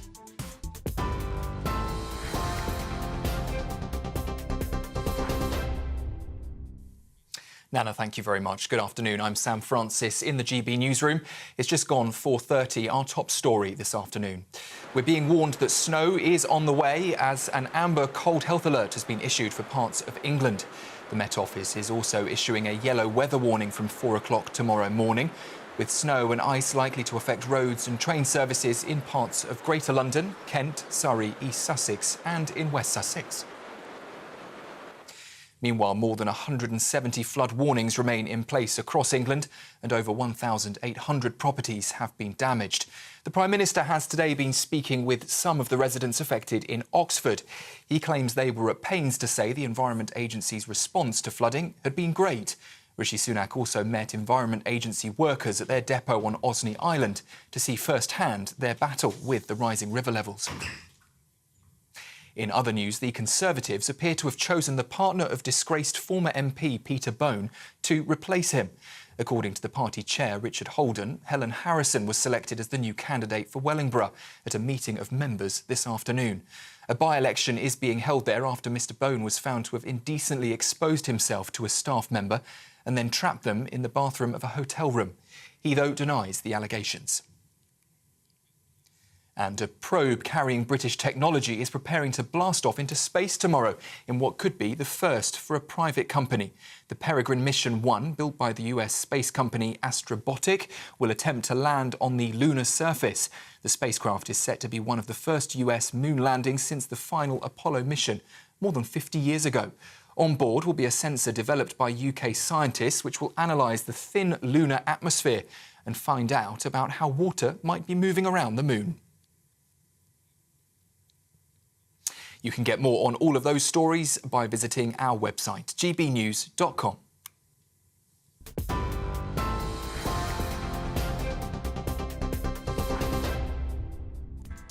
Thank you, Sam. It's just coming up to 35 minutes after 4 o'clock. I'm Nana Akua. This is GB News. Coming up, it's time for Worldview. We'll cross live to the United States and live to Russia to get the latest on what's going on there. But up next, it's time for the Great British Debate this hour. And I'm asking, should Rishi Sunak cut benefits to fund tax cuts? And I've got a poll up right now on X asking you that very question. Should Rishi Sunak cut benefits to fund tax cuts? Get your thoughts in. Email gbviews@gbnews.com or tweet me at GBNews. Join us every night on GB News at 11 p.m. for Headliners, which is 3 top comedians going through the next day's news stories, which is exactly what you need, because when the establishment has gone crazy, you need some craziness to make sense of it. Headliners. You don't have to bother reading the newspaper. We've got it covered for you. Every night at 11 p.m. and repeated every morning at 5 a.m. We won't send you to sleep like some of the other paper review shows out there. So join us 11 p.m. every night on GB News. The People's Channel, Britain's news channel. I think the most exciting bit for me is talking to people. People who I think are ignored often by the major news channels. We're going to give news they want to hear. There's a voice there that needs to be heard. I think there's a chance here for a diversity of opinion to be expressed, which you don't find elsewhere. It's really exciting. We don't hold back. We're free to say how decisions that are taken here affect us all around the country. Only on GB News, the People's Channel, Britain's news channel. I'm Michelle Dewberry, and I'm not here to tell you what to think. I'd much rather hear what you have to say. So, send in your opinions to gbviews@gbnews.com. Keep them clean, and you never know, I might read them out. With my panel here on Jubes & Co, we debate, we get stuck into the issues of the day on a show where all views are welcome, especially yours. GB News, the People's Channel, Britain's news channel. In the GB Newsroom, we bring you the news as it happens. With our team of dedicated journalists across the UK, we're ready to give you accurate reporting every day. When the news breaks, we'll be there with bulletins on GB News, the People's Channel, Britain's news channel. Your weekend starts here with Friday Night Live with me, Mark Dolan, 8 till 9 on GB News. Big stories, big guests and big laughs as we get you ready for a cracking weekend. That's Friday Night Live with Mark Dolan. Fridays 8 till 9 on GB News. Bring your own drinks. The admission's free. Good afternoon, Britain. Good afternoon, Britain. Join us, Tom and Emily, To find out what's happening in the heart of Westminster. and why it matters to you. Weekdays from midday, we bring you the most compelling stories from across the United Kingdom. And from your doorstep to our inbox. That's right, we want to hear from you. GB News, Britain's news channel. Big news, big debates, big opinion. Patrick Christie's Tonight is the week's biggest show. Every weekday, 9 to 11 p.m, we've got the inside track on the day's top stories. There'll be sharp takes you won't get anywhere else. We will set the news agenda, not just follow it, and I want to bring you along for the ride. Whatever it is, we'll have our finger on the pulse. It's news, but it's this close to entertainment. Patrick Christie's Tonight, 9 to 11 p.m, only on GB News, the People's Channel, Britain's news channel. GB News is Britain's news channel, and now you can support it. All you have to do is scan that QR code that's up on your screen right now, or you can go to gbnews.com/support and become a GB News member. You'll have fantastic benefits. We're also going to organise special events where you as GB News members can meet the presenters, the on-screen faces. Scan the QR code or go to gbnews.com/support. Thank you so much.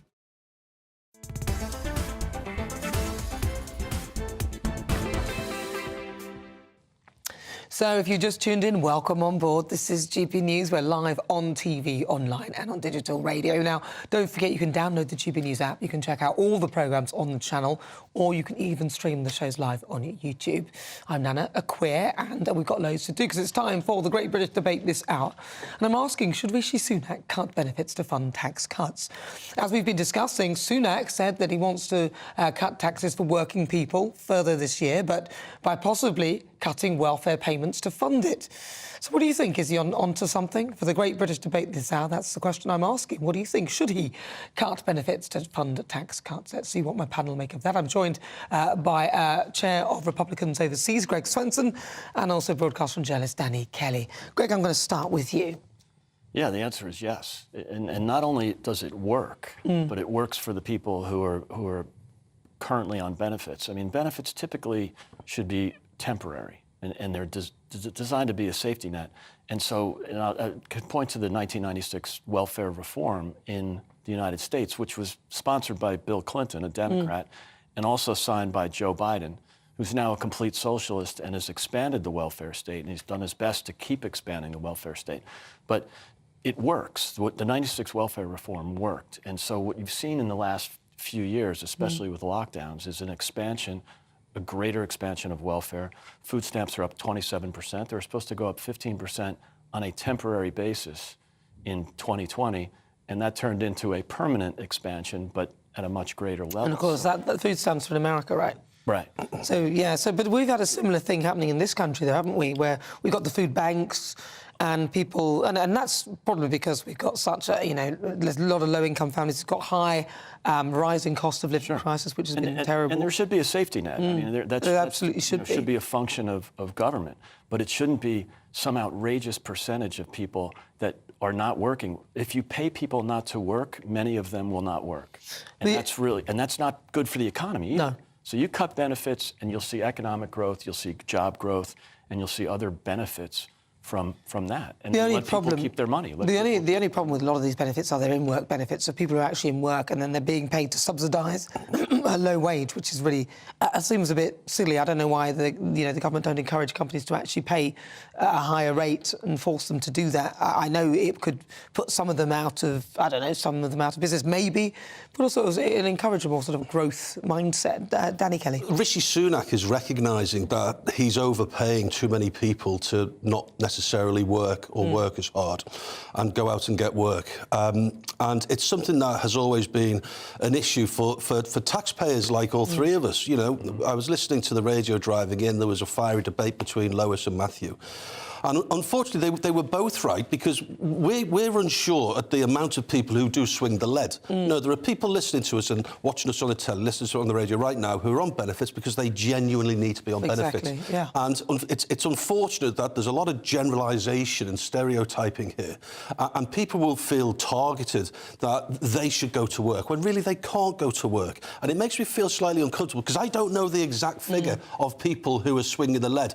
Now, if you go onto the DWP website, there is a statistic that says 3-point-something% of benefit claimants are committing fraud. But that's a bit of a red herring. Tiny, though, isn't it? It's a tiny percentage. Yeah, but also, Nana, that's a red herring, because there are so many people who are committing fraud that aren't part of that 3.6. They're the only people that have been busted for it. And what about the money? I would like to hear him say that he's going to get some of the 39, or what is it, the billions that he lost over COVID. I want to hear him talking about that. Why are a lot of these people who went into this fast lane, and I don't necessarily think there's anything ridiculously wrong with fast-tracking people in who can provide equipment, who you trust. That's how business works. But I want to know about the people who did not pay the money back, people who got that money fraudulently, and there's billions and billions of pounds out there. Yeah. So I want to hear him spending more time, and Keir Starmer, talking about recouping losses from people who have taken money from us as a country fraudulently to fund themselves. Why is he not talking about more of that as well? He should be. And the other, I think the comments earlier on the panel was that why wait so long? Why have you waited 3 years to talk about recouping some of that money, or all of it, and also cutting taxes? I mean, Boris and Rishi have elevated the tax burden on this country to the highest level in 70 years. And now, in an election year, he's talking about tax cuts. It just doesn't smell right. It doesn't smell right. He should have been talking about it 2 years ago or 5 years ago. But it doesn't smell right. But then Keir Starmer's plans stink. That's the problem, it's kind isn't of what's worse, right? And that's the shame, is it'll be a lot worse under Keir Starmer. Because where does he think he's going to get? Well, he talked about the green energy jobs and 38 billion that he's going to get every year. Then he decided it will be near the end of his term, which the only reason he did that was because he was warned it would destabilise the markets, which is quite a serious thing. So where are we, Danny? What do you think then? Do you know, I'm torn. You're right, though, about an observation, Nana. He said he's implying that he's going to get re-elected. So he says he's going to do something just before the election and then just after the election. You know, I'm unsure where he gets his confidence from. I like that optimism. I'm really unsure where he gets it from, but he has to. Look, he is the sitting Prime Minister, so he has to forecast ahead of next November or December. Yeah. Of course he does. As far as COVID, Nana, you touched on those COVID bounce-back loans. I know people who were thrown tens of thousands of pounds. Exactly. Just have it. Here's 10 grand. I can't remember what the numbers were. I know people who were given 5-figure sums and they didn't go out looking for it. It's like the government said, OK, you do that, you got to look, OK, have 10 grand or something like that. It was so and they never had to pay it back. It was so unscrupulous the way they did it, the way they even handed out money to people who were staying at home. But then, you know, some people, and then there were people who got nothing. And the people who got nothing were usually the entrepreneurs and the hard workers of this country, the small business, the people who keep this country going. It was so backward. And now he's talking about reducing benefits. I think to myself, or cutting the welfare. And actually, Suzanne alluded to the fact that he's talked about reducing the civil service. And that, to me, is another place where he should be immediately before anything. So much waste. So much waste. That can be saved, yeah. Well, let's see, this show's nothing without you and your views. Let's welcome our great British voices, their opportunity to be on the show and tell us what they think about the topics we're discussing. Let's go live to John Reid. Where should we go? Kidderminster? The home of carpets. The home of rugs. John Reid in Kidderminster. John, are you there? Hello, he's in the darkness, John. What's wrong with the lights out where you are? No, your producer told me to turn the lights down so that you can see my face better. Well, we can actually. It was very clear indeed. We have the opposite effect here. But, John, what do you think, then, with regard to that? Is Rishi Sunak right? Should he be cutting benefits and looking into welfare even? So there's quite a few things in that envelope, and then looking to cut taxes? In my world, Nana, he should join Equity. He's one of the greatest magicians I've ever seen. It's smoke and mirrors with Rishi, isn't it? And it'll be Happy New Year for me when he goes. So the sooner we get an election, the better. I think the guy you've got on there, the Republican fella, I could not disagree more with what he says. For Danny, I'm with him 100%. I think Danny's on the money this week. I think that he should not cut benefits. What they should do is cut fraudulent benefit claimants. And that would be money well spent, I think. But people that genuinely need benefits to stay alive, feed the children, whatever it might be, they should still receive those benefits because we're a caring society. We're not some tin pot little company out there that's got no money. If we didn't have any money, we wouldn't waste all this money on PPE and all the rest, would we? Well, but there you go. That's my view anyway, Nanny. Happy New Year to you. Happy New Year. Lovely to see you, John. That's John Reid. He's our great British voice. What great voice he is. He's there in Kidderminster. Here's GBNews. That's what he thinks. What do you think? GBNews, we're live on TV, online and on digital radio. Coming up, my outside guest will join me in the studio. Now, let me give you some more clues. Who do you think he is? I've got some good news. Not long to find out. He was once a gladiator. Yes. An ex for Katie Price. Does that narrow it? Not really. All right, well, let me know. gbnews@gbnews.com. But first, let's get your weather. It's got so many. A brighter outlook with Box Solar, sponsors of weather on GB News.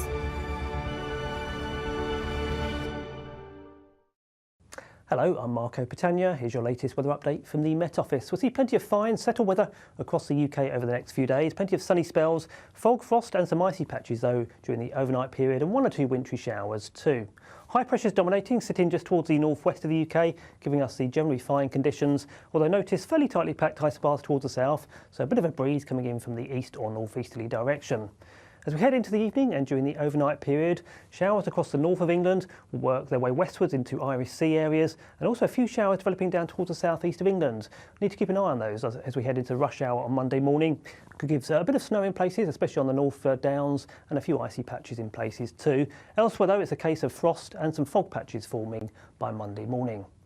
As for Monday itself, well, a bit of a tricky start towards the southeast there. Some wintry showers in places, icy patches in places here too. Elsewhere, fog and frost gradually lifting. Plenty of sunshine away from that southeast corner, although the showers across the southeast will start to migrate their way westwards across southern England, eventually reaching the far southwest of the UK as we head into the latter stages of the day on Monday. Another pretty chilly day for the time of year, and factor in the east and northeasterly breeze and it will feel colder still out and about. Tuesday, though, promises more in the way of sunshine after a frosty, locally foggy start, but it will stay quite chilly for the time of year. Temperatures low to mid-single figures at best in most places. And as we head through the rest of the week, more in the way of clouds starting to filter down from the north, so turning cloudier from the north as we go through the week. Looks like things are heating up. Boxed boilers, sponsors of weather on GB News. So this is GB News, live on TV, online and on digital radio. Coming up, we've got so much to do in the next hour. My Great British Debate, I'm asking, are any of Keir Starmer's plans workable? But next, it's Worldview as we go live to Russia and the United States. 2024, a battleground year. The year the nation decides. As the parties gear up their campaigns for the next general election. Who will be left standing when the British people make one of the biggest decisions of their lives? Who will rise? And who will fall? Let's find out together. For every moment, the highs, the lows, the twists and turns. We'll be with you for every step of this journey. In 2024, GB News is Britain's election channel. GB News, unlike other broadcasters, isn't obsessed with the London-Westminster bubble. We think there's a nation beyond the M25, and that's why we talk about the issues that matter across the land. Join me on State of the Nation, 8 to 9 o'clock, Monday to Thursday, on GB News. Daisy's listening, and you should too. Wake up to the headlines with Headliners every morning at 5 a.m. We treat you to the day's biggest stories before anyone else, 7 days a week. You can catch up on everything you need to know before you've even had your kippers. Headliners every morning at 5 a.m, only on GB News, the People's Channel, Britain's news channel. I'm Andrew Doyle. Join me at 7 o'clock every Sunday night for Free Speech Nation, the show where I tackle the week's biggest stories in politics and current affairs with the help of my 2 comedian panellists and a variety of special guests. Free Speech Nation, Sunday nights from 7 on GB News, the People's Channel, Britain's news channel. Now then, Lee Anderson here. Join me on GB News on my show, The Real World, every Friday at 7 p.m. I'm not eating bloody cat. Are you Delicious. mental? Open your mouth. OK, here comes a train. Reminds me of the scene in Singing in the Rain. Adam, is that a good one? Whoa! Join me at 7 on GB News, Britain's news channel. What you get for breakfast is something that, if we do our jobs right, you will wake up to news that you didn't know the night before. It's a conversation. It's not just me and Eamon. We want to get to know you, and we want you to get to know us. From 6, it's Breakfast with Eamon and Isabel. Monday to Thursdays on GB News, Britain's news channel. Have a great Saturday night with me, Leo Curse, on the Saturday Night Showdown. It's a crazy world out there, so come and make fun of it with me, my panel of comedians, and a couple of people who actually know what they're talking about. This Saturday Night Showdown is your front row ticket to the clown show every Saturday, only on GB News, the People's Channel, Britain's news channel. Good afternoon, Britain. Good afternoon, Britain. Join us, Tom and Emily, To find out what's happening in the heart of Westminster. and why it matters to you. Weekdays from midday, we bring you the most compelling stories from across the United Kingdom. And from your doorstep to our inbox. That's right, we want to hear from you. GB News, Britain's news channel. Every Sunday from 11, join Michael Portillo. There'll be topical discussion, looking at the week before and the week to come. So kick back and relax at 11 a.m. on Sundays on GB News. GB News, the People's Channel, Britain's news channel. When the news happens, it happens here. And really important breaking news. Breaking news this morning. On TV, radio and online, the news starts here on Britain's Newsroom. All the biggest stories and the answers that you need from across the UK and beyond. Join Britain's Newsroom from 9:30 on GB News. The People's Channel, Britain's news channel.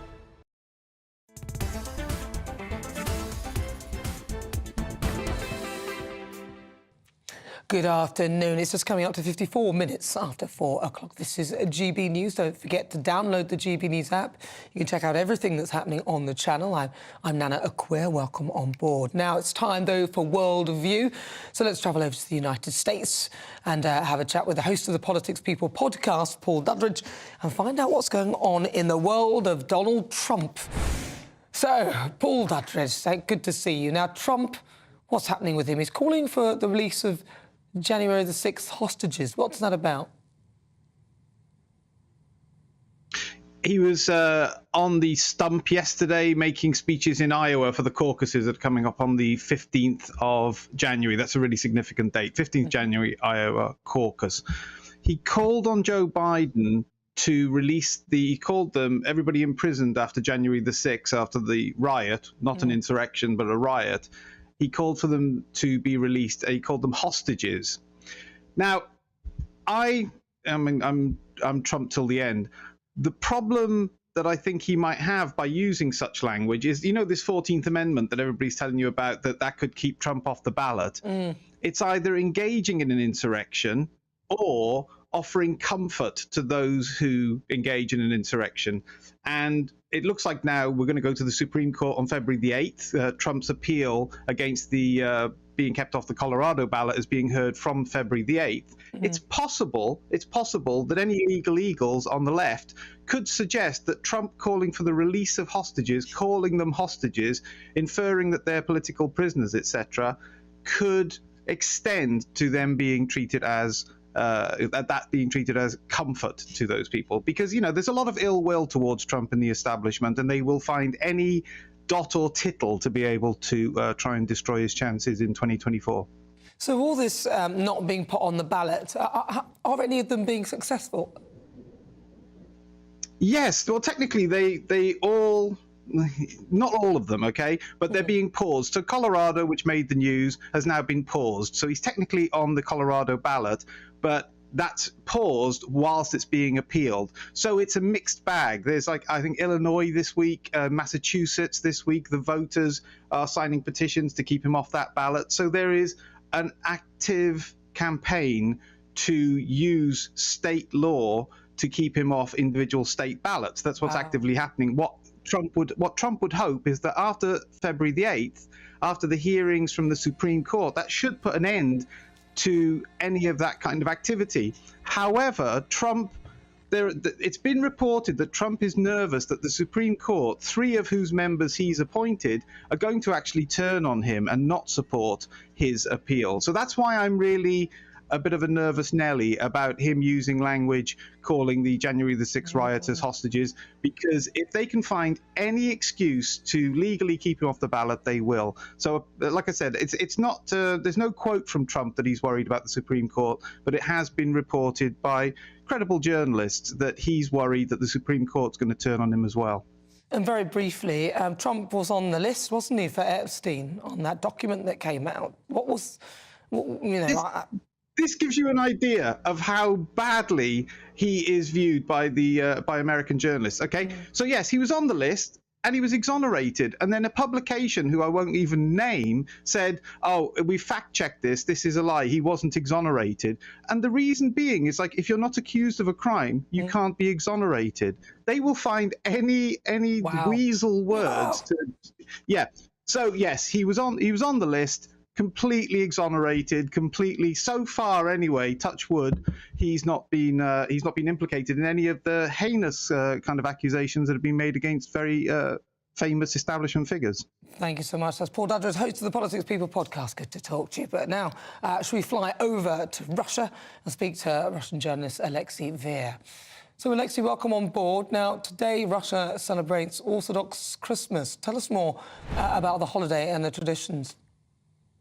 Hello, Nana. Good to see you again. Good to see you. Yes, exactly 2 weeks after the rest of the world had celebrated the birth of Jesus Christ, Russia and the rest of the Orthodox world celebrate its own Christmas.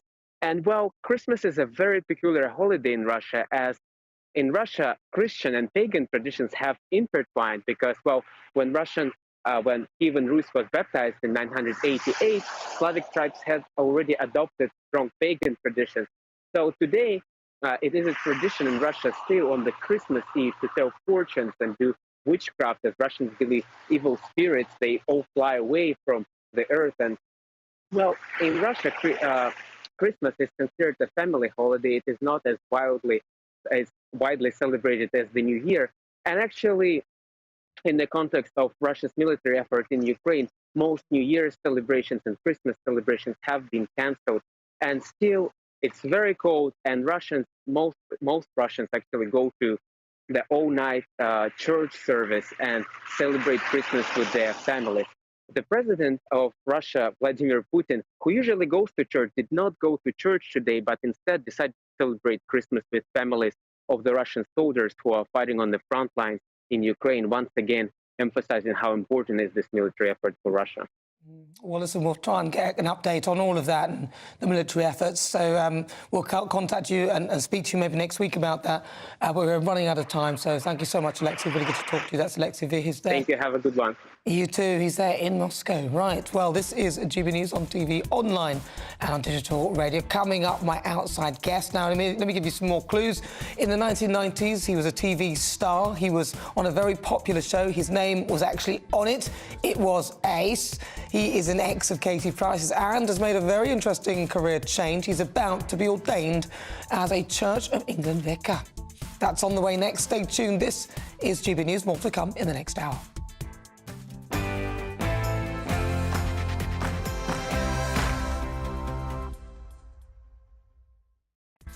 So it's just 5 o'clock. I'm Nana Akua. Welcome on board. Now, for the next hour, me and my panel will be taking on some of the big topics hitting the headlines right now. Coming up, my outside guest, because every Sunday at 5, I'm joined by a celebrity or former MP of someone who's had an extremely interesting career.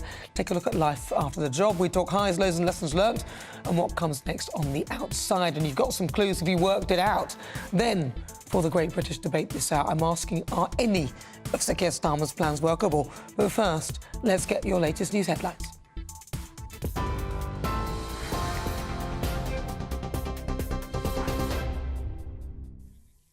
Nana, thank you. Good afternoon. I'm Sam Francis in the GB newsroom. The headlines just after 5. Well, we're being warned that snow is on the way as an amber cold health alert has been issued across parts of England.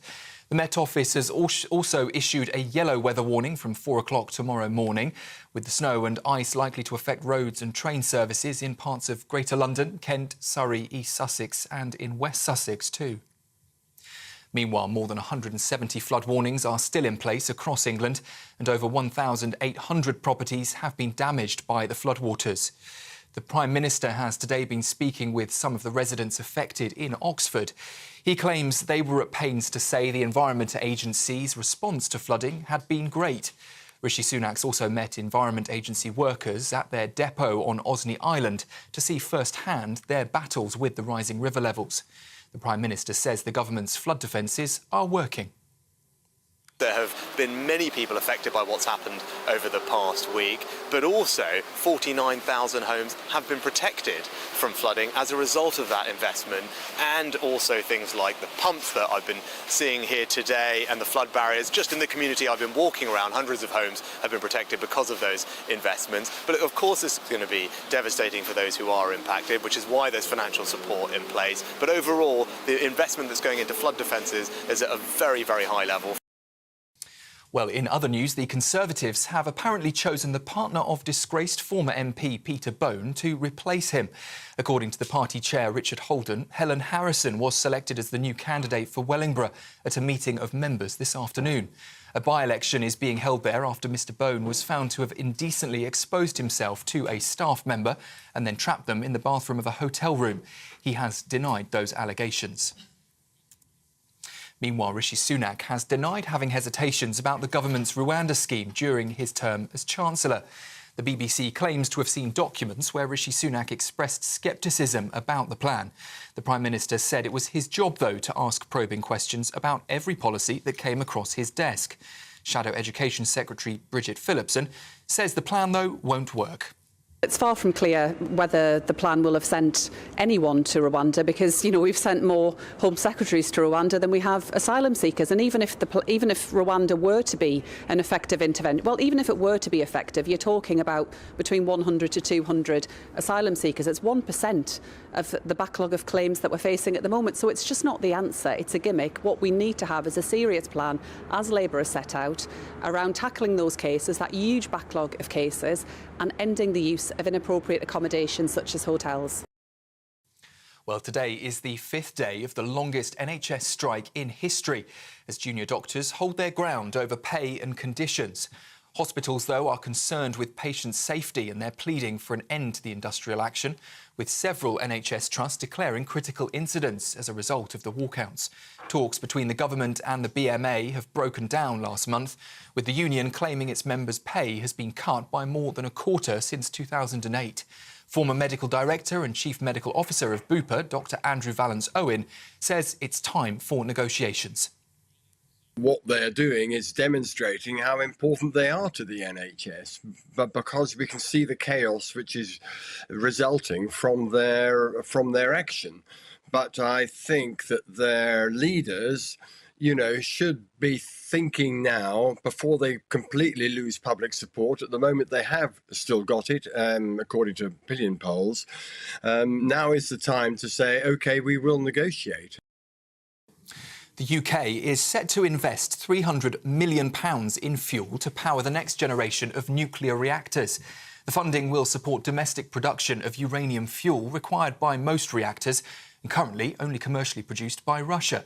The government hopes the programme will allow the UK to supply reactor fuel to the rest of the world and therefore help to further isolate Moscow.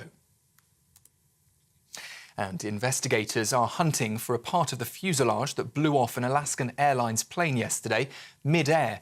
Dozens of planes have been grounded in America after the plane made an emergency landing when a hole appeared where a window had previously been. 177 people were on board that flight, but luckily no one was hurt. The US airlines regulator has ordered inspections of 171 Boeing 737 MAX 9 jets. Investigators believe the piece of the plane is somewhere near Portland in Oregon, and they're asking anyone who finds it to please contact the police. This is GB News. We're across the UK on TV, on digital radio, and of course on smart speaker. Just say play GB News. Now though, back to Nana.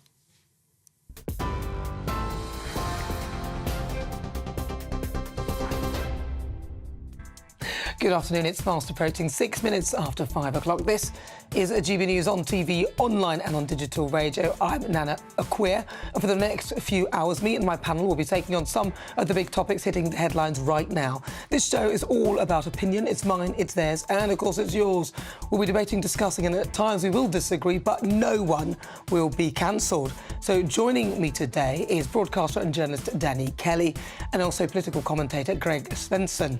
Right, so coming up in the next hour, we've got loads still to come because each Sunday at 5 I'm joined by a celebrity, a former MP or someone who's had an extremely interesting career to take a look at life after the job. We talk highs, lows and lessons learned and what comes next on the outside. And today my guest is a 1990s TV star.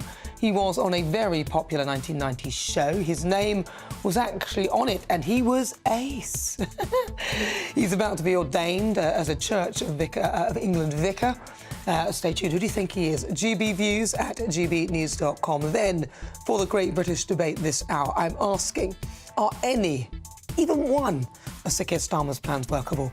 Yes, Starmer has pledged to crack down on private schools using loopholes to avoid paying VAT on fees, and Labour have also promised to spend £28 billion a year on a green industrial revolution. Very interesting. The only thing green about that is the amount of money. But are the plans workable? As ever, you know the coup. Email gbviews at gbnews.com or tweet me at gbnews.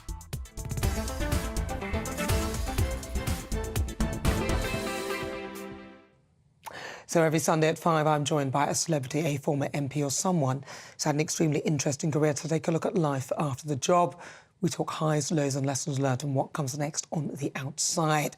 Well, my guest rose to fame in the 1990s as Ace on the hit show Gladiators and was at one time engaged to Katie Price. However, he's about to embark on a very new path. He's about to be ordained as a Church of England vicar alongside his wife, who's also giving up her career as an air hostess to become a vicar. So who do you think he is? Well, I'm joined now by actor and television star, and remember, of course, the Gladiators. Sorry about that, it's too much to do. Legendary Ron Furman, and, of course, his wife, Dion. Ding! That's not how it was supposed to go in practice. Never mind. I think it was good. It was good. It was impressive. Yeah, thank you very much. There's a lot to do. I've got things to press and things to look at. But Warren and, of course, Dion, thank you so much for coming in. It's our pleasure. Awooga, as we used to say. Is that what you it's said? Awooga. I don't know really what that means. I don't know what it means either. I'm not sure. We can make something up. Yeah, that was part of the Gladiators, though. I used to love Gladiators. I love the one where you had, like, the giant cotton buds. Yes. Knocking each other off those mushrooms.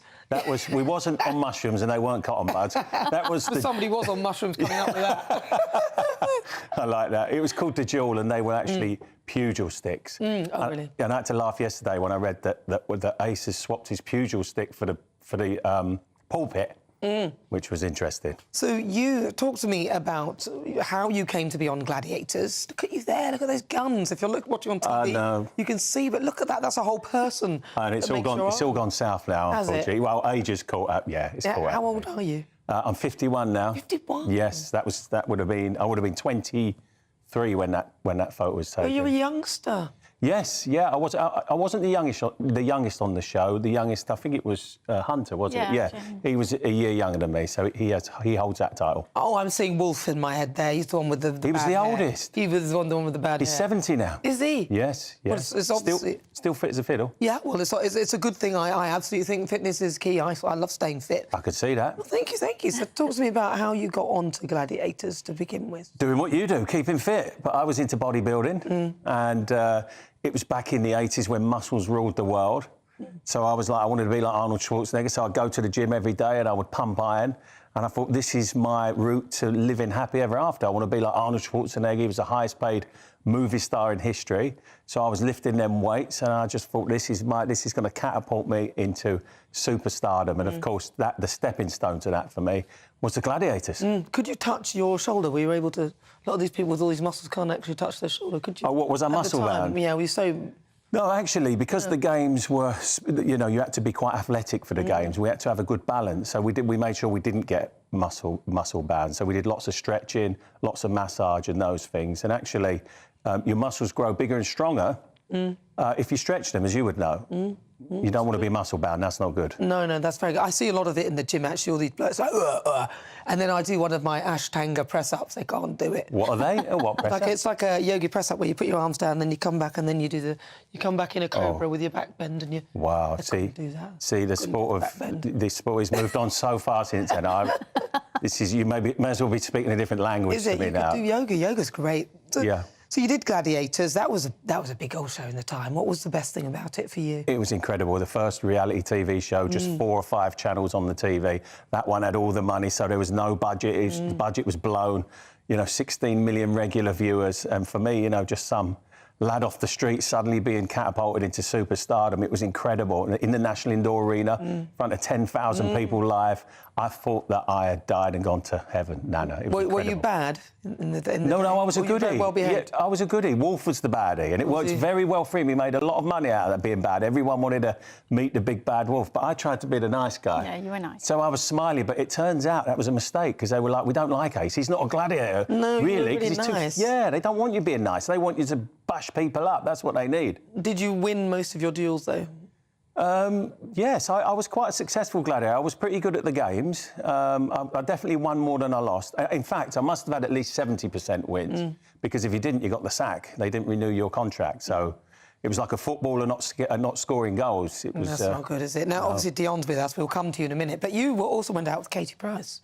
Yes. Did you know that, dear? Did you? I don't think I knew that. Did you not know? You didn't know? You just found out today? It's exclusive. No, I definitely knew that. Everyone knew that. Yeah. When did you go out with Katie Price? When I was on the Gladiators. Yeah, I met her in a pantomime. And we started to date, and we were very similar, actually, both from a working class background, both trying to break out of that working class because, you know, I was doing a job I didn't like, roofing, and I was like, I can't carry on doing this forever. This is no blessing, and work's supposed to be a blessing. So getting on the TV show was great for me, and of course she was making her living doing glamour modelling. But you said you weren't very nice to her. I know, I didn't realise that at the time. You were horrible. What? Yeah, well, I was looking for revenge. It was tit for tat. Why were you horrible to her? What did you do? We were selling stories on each other. Oh, no. Yes. That's so cheap. Well, yeah, but we was playing the game of show business and we were trying to make money. And I knew that show wouldn't last forever. So I was like, OK, you know, you're selling stories, I'm selling stories. We want to make as much money as we can before the show ends. So as far as we were concerned, we were both fair game. But I didn't realise that it wasn't really moral. You know, I wasn't a Christian then, so I just thought, well, OK, this is justice. She sold a story on me. I sell one on her. So when did you guys meet each other, Dee? When did you meet? So we met late 2000. I think you must meet all you girls in pantomime because you were doing pantomime when I met you as well. Life's a pantomime then. And yeah, Warren was doing pantomime in York, and that's where I was living at the time. That's where I'm from. And that's where we met. So how did you meet? Were you doing pantomime there, or you were just watching pantomime? Or we were just introduced, mutual friend, and we kind of clicked straight away, didn't we? We just, yeah. I fell in love with you, is what happened. Ah, that's nice. That's what happened. I fell in love with him. You did as well. I was a bit scared of him. You look very cynical. I am. No, I'm not bitter or cynical about love. I'm a single. No, I like being single. I've got to be honest. It's great. Yeah, I'm not a cynic. I think it's lovely. When I see love, I think it's wonderful. But most people I see who are with each other, the other one goes in and they go, they say something about the other one, and you're like, why are you even together? Yeah. So it's nice to see two people in love. Yeah. I think lots of people are chalk and cheese, actually. Yeah. But I think the trick to real love is forgiveness. And Dee has to forgive me all of the time. See, that's very good. That's very good. You've got him well trained. He knows who he knows. Yes. It's very good. Yeah, well, she seems like a very good woman, actually. You've landed on your feet. Absolutely. I've been blessed immensely. Oh. God has been good to me. So now you've gone all godlike. A lot of people might think, oh, God. But, I mean, they might do. A lot of people think, oh, God, not all this God bothering. Most of the wars are started by religion. It's how some people see them. But I studied philosophy, theology. I think religion is fascinating if you truly believe in what you're doing and what you're doing is good. How did you come to find yourself becoming religious? Yeah. Well, actually, I'm not religious. Well, you're not religious? No, I'm not religious. So what are you a priest of? I'm still not religious. So, you know, I think there's a difference between religion and reality, actually. You know, I encountered the person of Jesus Christ. And so I've got God above me, Jesus beside me, and the Holy Spirit living in me. So that's not, you know, like religious advice trying to earn your way to God. This is the reality of knowing God. So it's something very different to religion. I think religion gives advice on how to sort of earn your way to God. Do you think? Yeah. To most people, it's the same thing. Yeah, but I think you've got to examine the evidence of the person of Jesus Christ to see that it isn't. And I think this is the good news of the gospel and why it's so good news, because lots of people are religious, trying to earn their self to God and legalistically trying to, you know, be good people. But this is why Jesus is such good news, because God's made a way back to him by sending his son 2,020 years ago in the middle of the Roman gladiator times to say, look, the law's fulfilled. This is the end of fulfilling the time now. And actually, as a new covenant, we're to forgive. So that's what we're meant to be doing. When did you find God? Because, you know, or God find you? Yeah, I didn't even know I'd lost him. When I heard the gospel, somebody said to me, you're separated from God by your sin. So it was an interesting message for me, Nana, because people would say, have you heard the gospel? I'd say, what's the gospel? And they say, well, the good news of Jesus. I said, that might be good news for you. It's not good news for me. I was a macho man. Jesus died on a cross. But I didn't know the rest of the story. He's not death, he's life. And actually, it's like if I give you a lottery ticket, it's good news if you go, oh, I've won £1 million, but it's no good if you don't go and cash it in. And that's how it is. You might be a bit annoyed, though, if you gave me that. You might change your religious credentials and say, hand it back, that's mine. No, there's something, well, this is what I learned in show business. I found there's something much more than money and chasing fame and these sorts of things that satisfies and brings a peace and a joy that money or fame or riches never could. And so for me, that was really liberating. But did you feel, though, at that time that you had failed, though? Because sometimes people turn to religion when they feel, well, I wanted to do that, I haven't reached that, so this is the next best thing. Was that how, you know, what was it that made you... No, I hear about crisis conversions, and I think, you know, I can see God works through them, because sometimes we have to come to the end of ourselves. And when I was on Gladiators, I was so full of myself, I wasn't hungry for God. But the reality is, I had a lot of experience at a young age. I travelled the world. I met beautiful women, including and the best beautiful woman, of course, my wife. The most beautiful. Exactly. I had all these incredible experiences, but I learned that happiness is temporary. And I learned that we are telic people, we're born for a purpose. And I was like, well, what is our purpose? You know, what are we really doing here? Otherwise, life's just a tragedy. If we're lucky, the average age for a man is 70 years. So we come into this world and then we die. It's a tragedy. But then I learned that's not God's plan for us. He came that we can have life and eternal life. And actually, when we know God, he says death is not the end. You don't have to live under the curse of death. You can have life and have it eternal through the person of Jesus Christ. And for me, that was just such a light switch on moment. And that's when the Holy Spirit came. When I encountered Jesus, I was filled and everything changed. I see life in a third dimension now that I never saw before. And were you with Dee at the time when you came to that realisation? Yes, Dee was a Christian. I think that's part of the light that attracted me to her. She had forgiveness in her heart, beautiful on the inside and the out. I identified as Christian, but actually I didn't know the full story of what Jesus Christ had done. And I think it took for me to see the change in Warren for me to realise, actually, there's something missing.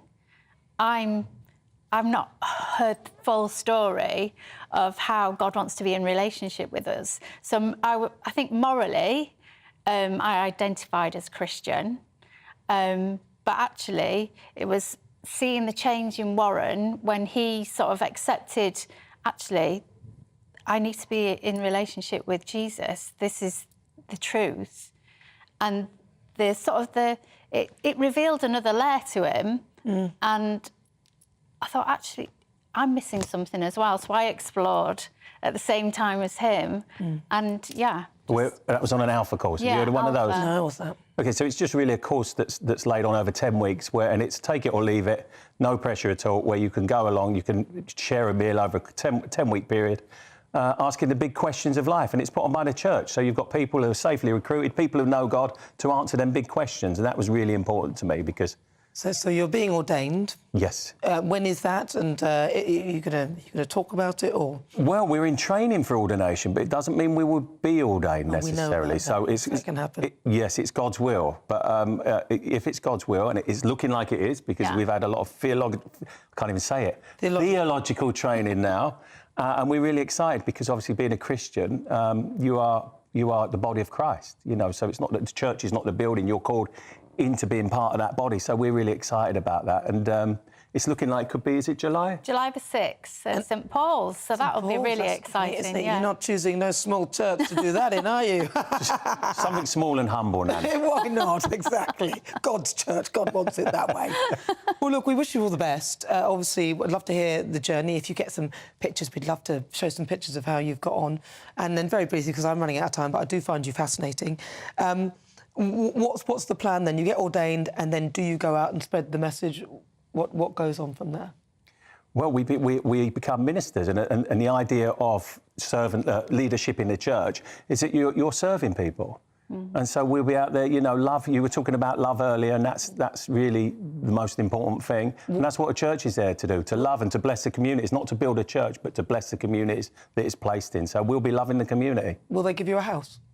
I want St Paul's Cathedral. No, but when you leave, when you finish, a penthouse at the top of it. Do you get to be in a house afterwards? Are you going to go in the community? Are they going to give you a house? Listen, I don't think you go to the church for the money. No, maybe in America. No, they keep all the money there. I should have said that. Well, listen, you brought some stuff. We never got to see it all, but this is all your gladiatorial gear. I've got to go. I've got about 30 seconds. We'll bring it back next time, and then you can show us this special press-up that you do to get in the fine shape that you're in. I'll show you that. Well, that's a deal. That's a deal. Warren, lovely to meet you. And Dee, thank you so much for coming on, Dion. It's really good to see you. Lovely and good luck. Look at these smiley, happy faces. Bless you. I almost want to do all the religious thing as well. But I did study philosophy and theology, and it kind of put me off, to be honest. But listen, these are fascinating people, and really interesting to check out Warren's journey. Stay tuned for that. But listen, coming up, figures released under the Freedom of Information laws show that up to 3/4 of police stations were shut in some parts of the UK in a shocking reduction to frontline services. We'll be discussing that in my mini debate. But up next, the Great British Debate. I'm asking, are any of Sir Keir Starmer's plans workable? Your weekend starts here with Friday Night Live with me, Mark Dolan, 8 till 9 on GB News. Big stories, big guests and big laughs as we get you ready for a cracking weekend. That's Friday Night Live with Mark Dolan. Fridays 8 till 9 on GB News. Bring your own drinks. The admission's free. In the GB Newsroom, we bring you the news as it happens. With our team of dedicated journalists across the UK, we're ready to give you accurate reporting every day. When the news breaks, we'll be there with bulletins on GB News, the People's Channel, Britain's news channel. Big news, big debates, big opinion. Patrick Christie's Tonight is the week's biggest show. Every weekday, 9 to 11 p.m, we've got the inside track on the day's top stories. There'll be sharp takes you won't get anywhere else. We will set the news agenda, not just follow it, and I want to bring you along for the ride. Whatever it is, we'll have our finger on the pulse. It's news, but it's this close to entertainment. Patrick Christie's Tonight, 9 to 11 p.m, only on GB News, the People's Channel, Britain's news channel.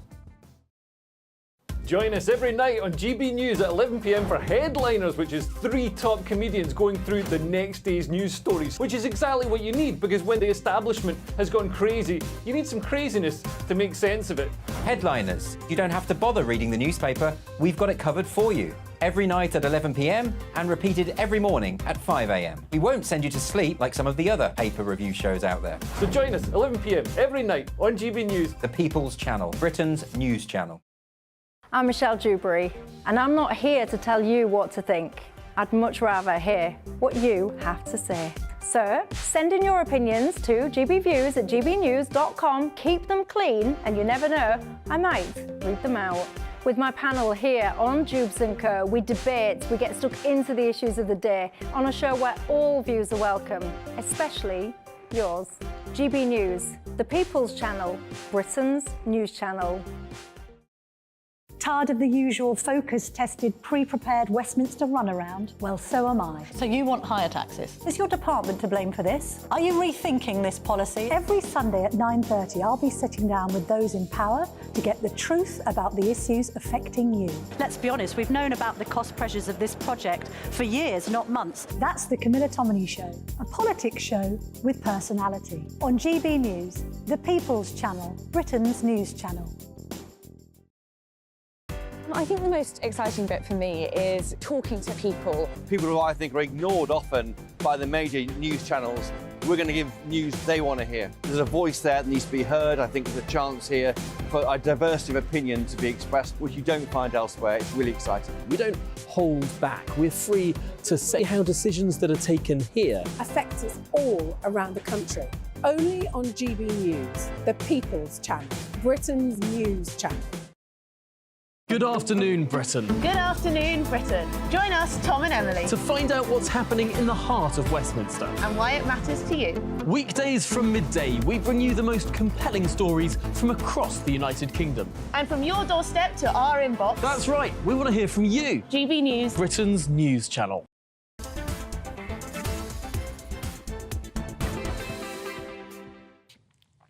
Good afternoon. 26 minutes after 5 o'clock. This is GB News on TV, online and on digital radio. Welcome aboard if you've just tuned in.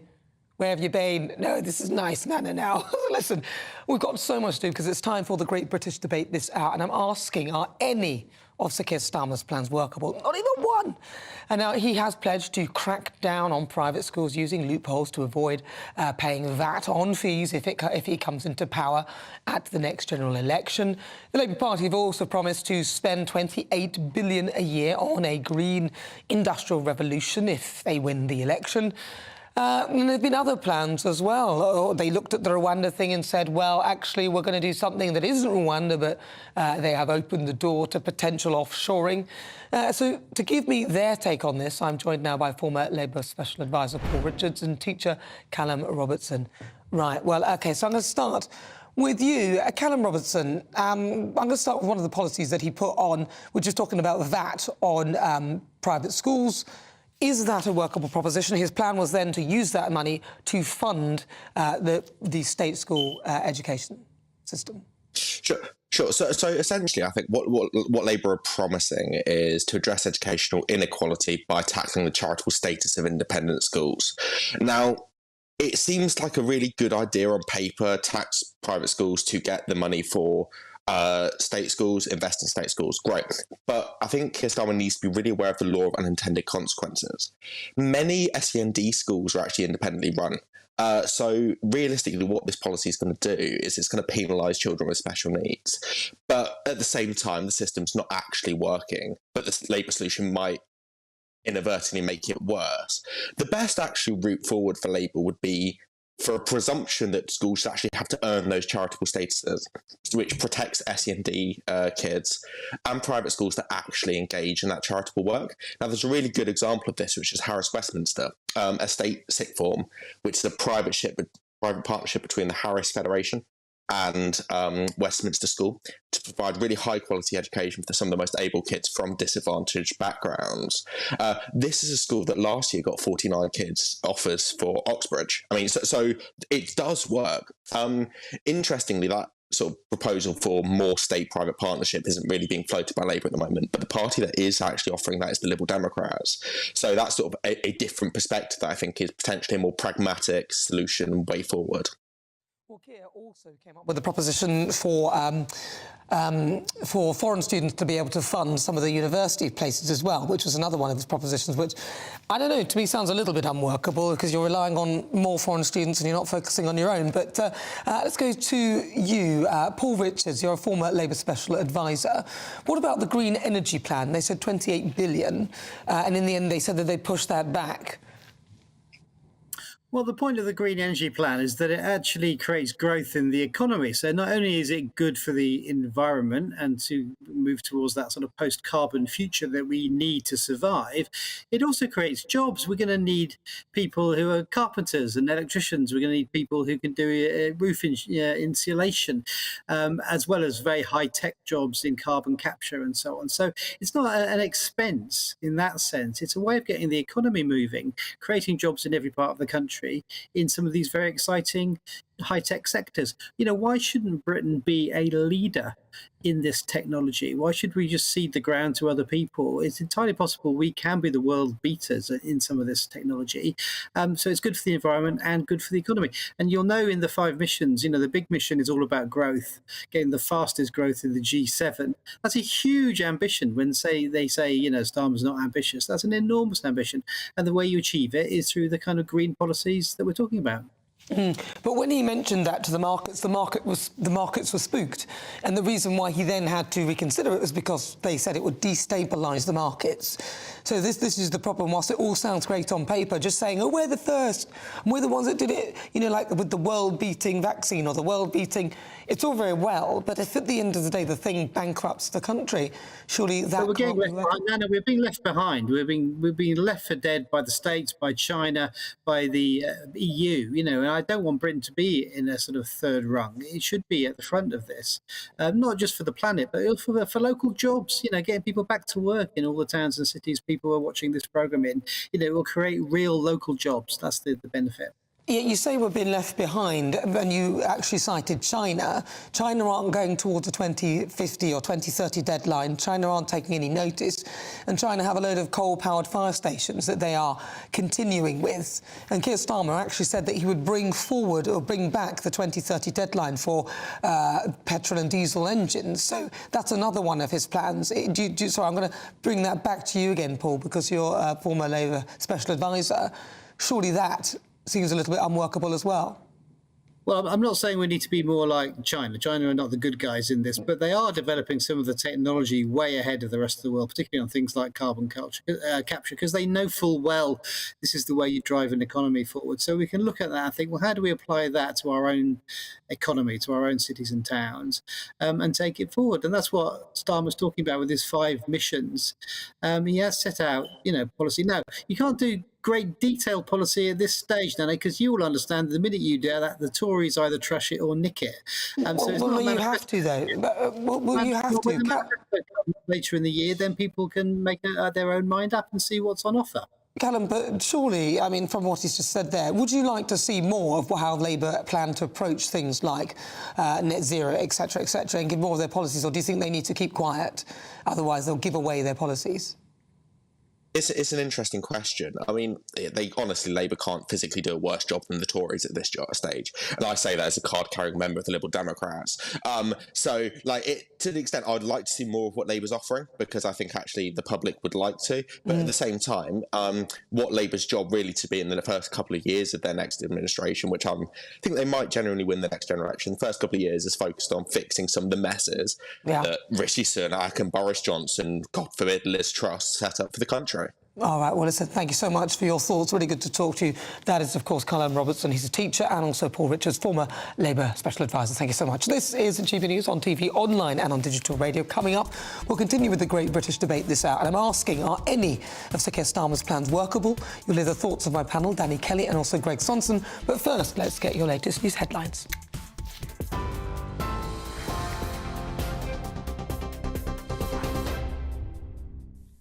Nana, thank you very much. Good evening. I'm Sam Francis. The top story from the GB newsroom at just after 5:30. Well, in the last hour, it has been confirmed that this week's planned strikes on the London Underground have been suspended. Members of the RMT were due to walk out in protest over a 5% pay offer, leaving hundreds of thousands of passengers in the capital facing severe travel disruption. However, the union's General Secretary, Mick Lynch, says the planned action will no longer go ahead after progress has been made in discussions with TfL today. Meanwhile, more than 170,000 flood warnings remain in place across England and over 1,800 properties are damaged. The Prime Minister has said today that speaking with some of the residents affected in Oxford, claimed that they were at pains to say the Environment Agency's response to flooding had been great. Rishi Sunak's also met with the Environment Agency workers at their depot on Osney Island to see firsthand their battle with rising river levels. In other news, the Conservatives have chosen the partner of disgraced former MP Peter Bone to replace him. According to the party chair, Richard Holden, Helen Harrison was selected as the new candidate for Wellingborough at a meeting of members this afternoon. A by-election is being held there after Mr Bone was found to have indecently exposed himself to a staff member and trapped them in the bathroom of a hotel room. He, though, has denied the allegations. And a firefighter from Lancashire has begun an attempt to break a Guinness World Record for the most weight lifted in 24 hours. 42-year-old Glenn Bailey needs to lift more than 580,000 kilograms between today and tomorrow. He's hoping to lift 60 kilograms a time and around 12,000 reps in total. He decided to take on the challenge to raise money and awareness for the Firefighters charity, which provides health and well-being services. And you can get more on all of those stories and many more by visiting our website, gbnews.com.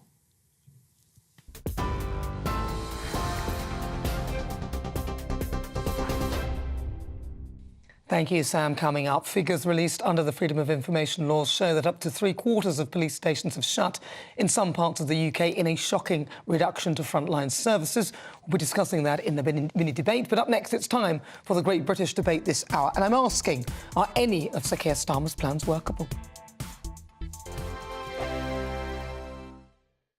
GB News is Britain's news channel, and now you can support it. All you have to do is scan that QR code that's up on your screen right now, or you can go to gbnews.com/support and become a GB News member. You'll have fantastic benefits. We're also going to organise special events where you as GB News members can meet the presenters, the on-screen faces. Scan the QR code or go to gbnews.com/support. Thank you so much. Big news, big debates, big opinion.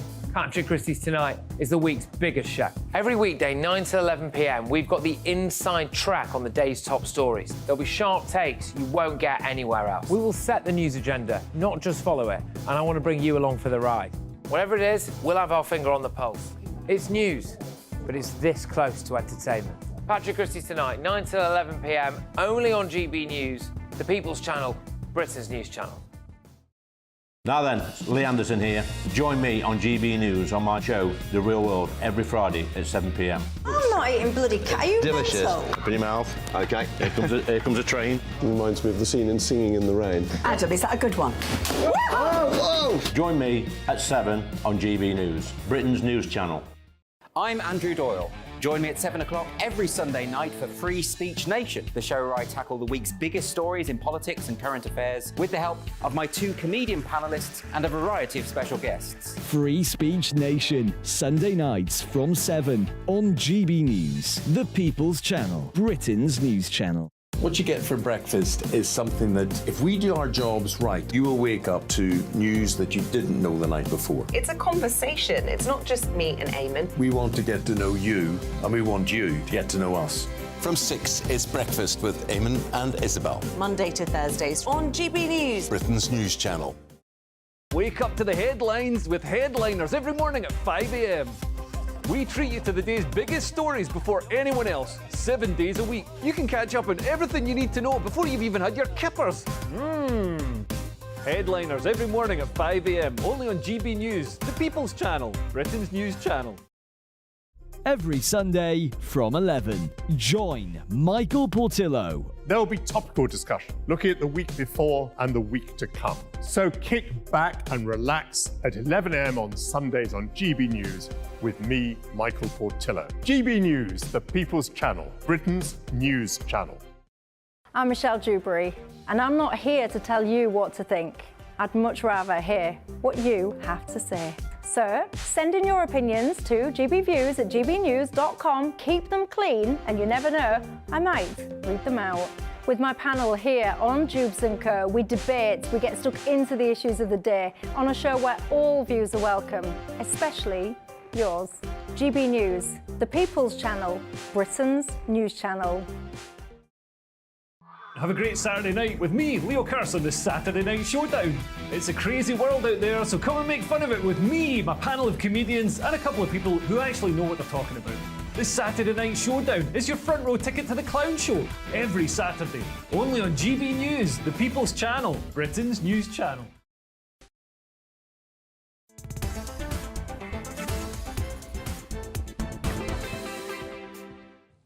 39 after 5. This is GB News. We are the People's Channel. I'm Nana Akua. We're live on TV, online and on digital radio. And it's time for the Great British Debate this hour. And I'm asking, are any of Sir Keir Starmer's plans workable?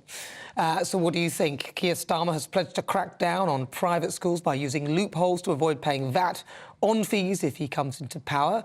They've also promised to spend $28 billion a year on green industrial revolutions and jobs, but then they did row back on that and say that'll be near the end of their parliament should they get in, because there was fears that that would destabilise the market. Then, of course, they've talked about offshoring, whilst they sort of said that they would get rid of the Rwanda plan immediately, even if it's working. So, from the plans that you've heard from them, are any of them workable? Well, joining me to discuss, my panel, Chair of the Republicans Overseas, Greg Svensson, also broadcaster and journalist Danny Kelly. Greg Svensson, I'm going to start with you. You've heard some of the things that Keir Starmer has been pledging. Are there very few things that he's actually said? Yeah. Is anything that you're hearing workable? No. And especially the climate fanaticism, you know, the $28 billion, it's an absolute loser. And I think it's also not only doesn't make sense, and it will be an economic, it'll be a real weight on the economy, but also it's an electoral loser. And you saw that in the by-elections last summer. You know, if the parties of the right all over the world need to identify and better communicate an economic strategy. The Tories haven't done that in the 13, 14 years they've been in power. The parties of the left need to moderate their really overambitious climate agenda, dial it down a notch, and they can win elections. But if he starts throwing that kind of money around and threatening the economy, well, then he might actually lose. Well, that's a stretch. No, he might do, though. What do you think, Danny Kelly? I tell you what, Sir Keir Starmer, the knight of the realm, the man who took the knee during the Black Lives Matter period 3 or 4 years ago, I think he's potentially losing connection with the real red wall Labour voters, hardcore Labour voters. And I'm going to generalise here, but I think I'm coming from a position where I don't live in the M25 bubble. I live in the Midlands. I got working class pals. I'm a working class man. And I would argue that working class individuals aren't that bothered about the £28 billion green tax pledge or whatever he's trying to achieve. I don't think anyone is. He's cornering him. Yeah, he's backing himself into a corner here with the Rwanda plan. I think if he were to knock on 100 Labour households and say, listen, if Rwanda gets off the tarmac and it's going to prevent people coming over this perilous journey and it's going to prevent illegal immigrants smuggling themselves into Britain, do you want Rwanda to work? I think a great percentage would say yes. It's not a Conservative thing. It's not a Labour thing. It's a thing that really is without any sort of partisanship. It's people who want to try and stop illegal immigration. Well, considering he said that actually, and we've heard that they have a sort of offshoring plan because he went to consult with David Blunkett, who in 2004 came up with the Tanzania form of sort of offshoring. So considering he's been talking in talks with him, and then he said he's going to get rid of Rwanda even if it works. It sounds like a very stupid thing to say. I mean, it doesn't sound very intelligent. If you put a plan in place and it's working, surely you would carry on with it. Well, you'd think so. Yeah. And we had a very well-functioning border policy in the United States in 2020. And Biden took office and completely flipped and basically opened the border. And now we have 8 million illegal aliens so far since Biden took office, and it'll be 10.5, 11 at the end of his term, at the end of this year. And that's why he's polling in the 20s on the border. So he had a perfectly working strategy that if he had just kept it, he'd be polling at Well, 60. it was the wall, wasn't it? Donald Trump said he'd build the wall. And he everyone didn't, but... Well, he started building it, but not very far. And he also put in some policies. But he was going to build the Remain in Mexico policy was very successful. So crazier things have happened. You would think that Keir would just roll with it if it's working. Yeah. But sometimes they feel compelled to do something different or the opposite of what their predecessor did. My concern is that he wants to take the moral high ground. And I think he wants to appease the left of the left of the left of the Labour Party. Yeah. And I would remind him, listen, your hardcore voters have got real concerns about illegal immigration.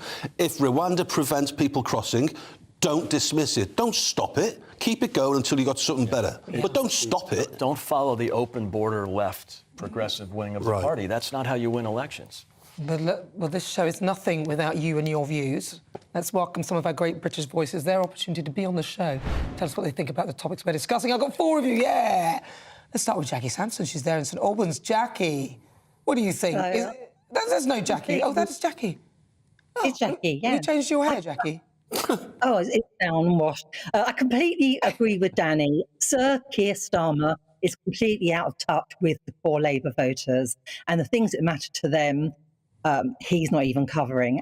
Like playground politics. If the Rwanda thing is working, he's saying he's going to throw it out just because the other guys are doing it. About the inheritance. Childish. He said he's going to reverse if Rishi Sunak brings it in, he's going to reverse it. Well, in London, you don't have to go too far to go over that threshold. An ordinary working person already isn't happy about the green agenda because they've got to pay 12 or 13 pounds every time they drive to work. So I'm not sure. I think he has noble ideas, but they seem to be divorced from reality and divorced to what people really want. And also, they're not very clear. I don't even know exactly what they are. Well, Pledges of That's a new thing, isn't it? Nobody does, Jackie. None of us know. Let's go to Alan McNeely, who's there in Grimsby. Al, what do you think? Afternoon, Nana. Good afternoon. There's nothing that I've heard from Sir Keir Starmer that makes any sense whatsoever. Whether it's taxing the private schools, all the money that he's going to pump into this great green revolution, which I think would be a total failure, and he just doesn't seem to have connected in any way with reality. I mean, I agree with your other guest that he just seems divorced from reality. It all sounds lovely, doesn't it? But is there any substance in it? I can't see any at all in anything that he says. Well, a lot of us are still waiting. Brian Dugan, you're there in Solihull. Brian, what do you think? Well, Nana, how you doing? Look, I don't want to necessarily take the contrarian view, but I mean, to describe Keir Starmer as being divorced from reality, I mean, the last time I looked, I thought the polls, Labour were 20 points ahead. So look, you know, what they're talking about in comparison to what the government is doing. I mean, we're talking here about, well, if he was to dismiss the Rwanda policy if it's working. Well, since when was the Rwanda policy working? policy isn't. But he said that he would get rid of it even if it's working. So that's somebody who is just doing something specifically just to be different, which I don't know why that would be a good thing. I get entirely what you say there, Nana. Absolutely. But let's get it up and running first and see if it works. And then maybe he then can dismiss it if that's what he wants to do at that point. In terms of the green policy, well, look, I think that is determined by their overall fiscal plan. But look, I think the green policy, people need to be pragmatic about that. And I would imagine that in power, Keir Starmer and Labour would be pragmatic about it. Well, you'd imagine, but there's a lot of things we could all imagine. If you would just tell us, that would be quite useful. Adrian Gell in Shropshire. Adrian. Hey, Nana. Well, hang on. Look, Keir Starmer is not known as flip-flop for nothing, is he? And that's partly because you look at his shadow cabinet, who are all quite silent at the moment in the run-up to the election, but they're very strong Corbynistas behind him. But you look at the one thing that Britain has always been really good at and has always wanted is choice. And what Keir Starmer is promising to do through his socialist policies is to remove our choice. And just you look at the education system and threatening to put VAT on private school fees. That's removing the choice of parents of how they educate their children, which is seriously important stage of their lives. It's not a child's choice whether they go into private education. Or the parents' choice because they want the best for their children. And by adding Adrian, we're running out of time. But we hear you. Choice is what he's taken away, and that's how I feel about a lot of his policies. If only he could tell us more about them. But Adrian Gell, thank you very much for talking to us from Shropshire. Jackie Sampson in St Albans, Alan McNeely in Grimsby, and Brian Dugan in Solihull. Lovely to talk to you. Those are my voices, and they're great, aren't they? They're great British voices. But moving on to a story that caught my eye today, figures released under the Freedom of Information laws show that up to 3/4 of police stations have shut down in parts of the UK, in a shocking reduction in frontline services. Now, the figures show that the number of sites in the West Midlands have fallen by 76% in just 8 years, and the total run by Scotland Yard has halved in the same time frame. So let's see what my panel make of that. It's a quick one, Greg and Danny. We'll start with you, Danny. It's supposed to be a lottery, isn't it? Listen, it's heaven for burglars and thieves. You know, where I live in Royal Leamington Spa, Warwick used to have its police station, and Leamington had its police station. Warwick closed 10 years ago. So if there's a pub fight in Warwick, you've got to get plodded down from Leamington Spa all of a sudden. And, you know, rush hour traffic, it's a bad move. We need to open them. Greg, you've got about 30 seconds. It never works. Defunding the police movement has been a complete and utter disaster in the countries that tried it. So it's an absolute disaster. They should reverse that. It's the one important function of government. To protect its citizens. And, closing police stations is the very opposite to that. Thank you for that. They were sharp and swift, weren't they? But now it's time for Supplement Sunday. This is the part of the show where my panel and I discuss some of the news stories that caught our eye. Now, let's start with you, Danny Kelly, your story. OK, residents in Glasgow living in fear of a rat infestation, citywide rat infestation. It's the perfect storm for rats. We've got Christmas bin collections being delayed. We've got excess food being lobbed away in black bin bags, and you've got urban foxes drawing in the rats into the city centre. There's a connection, a relationship between a fox and a rat, and the rats are breaking into people's houses, probably because the police stations have all been closed, and residents are coming back from their Christmas getaways, and the little chocolate baubles have been nibbled away by true story, Glasgow, rat infestation, Swindon as well. Yeah, and some horrible looking things there as well. And I don't mean about Glaswegians, I mean the rats. Don't be so mean. Right, Greg Sensen, what have you got for Mine's in the mirror. Sunak's spending Trump's Donalds. In other words, he's spending more money than Donald Trump in a country that's 1/5 the size. And I can't figure out what he's advertising. He's spending all this money on Facebook. And all I could think is, what is the so-called conservative prime minister advertising on Facebook? Price caps in energy and food, tax hikes, windfall taxes, welfare expansion, green agenda. I don't really understand fracking bans. You know, what's he at? What is he spending all that money on? I have no idea. Oh, interesting though. But listen, I've got a story for you then. Earlier this week, an Alaskan airplane heading to California carrying 171 passengers and 6 crew lost the door plug. Yes, at 16,000 feet. I mean, this is some story. And this week has been an interesting week for planes, hasn't it? Because we had the situation with that jet in Japan, which went on fire. And it managed to land. That was quite incredible. But this hole, apparently in this hole, this little kid, his top was whipped off him, and his mother had to really cling on to him, otherwise he would have gone through that hole as well. And how high was it? 16,000 feet? You'd get sucked out. Well, even someone who's as fat as me would have got sucked out of that hole. I don't think the hole's that big, actually. No, no, believe it or not. No. Greg, Nana and I have this love-hate relationship with my body. No, I love her. But even if you're fat like I am, you will be sucked through a much smaller hole.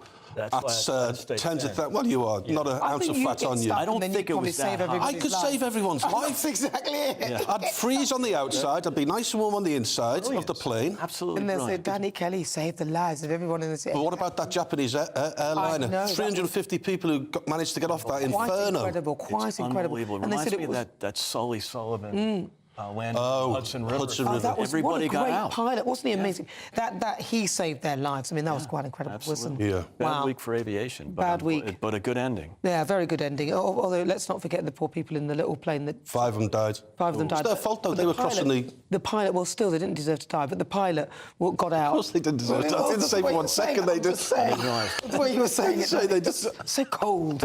No, you didn't mean that. No, seriously, our heart goes out to those who died in that, but it was actually the plane that shouldn't have been there at the time it was, which caused the problem in the end. But I've got to say a big hello to Danny's black mummy. She's black. She's a lady called Millie from Ashton in Birmingham. Happy birthday to you. Mill. Happy birthday. Thank you so much.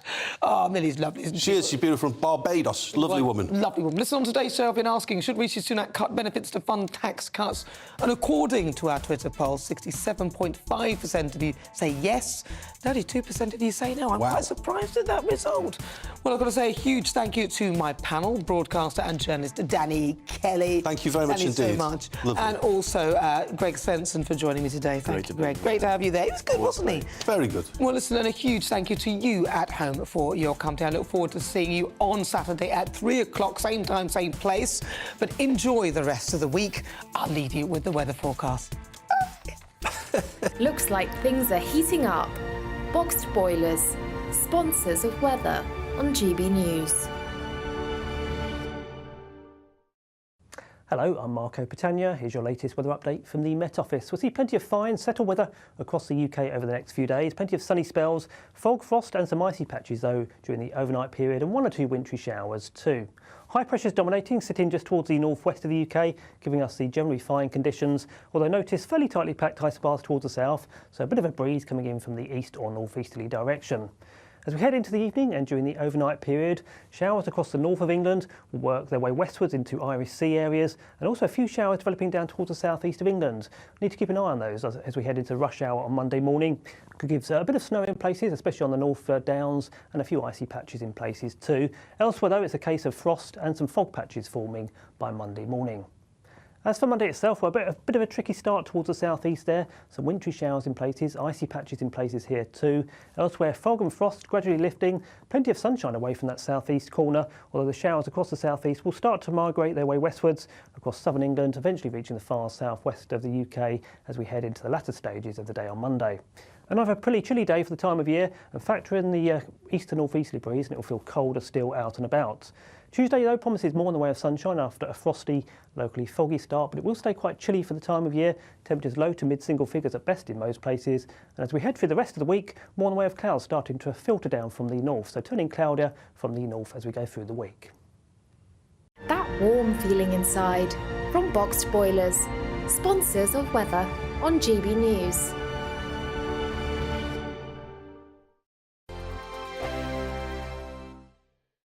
Join us every night on GB News at 11 p.m. for Headliners, which is 3 top comedians going through the next day's news stories, which is exactly what you need, because when the establishment has gone crazy, you need some craziness to make sense of it.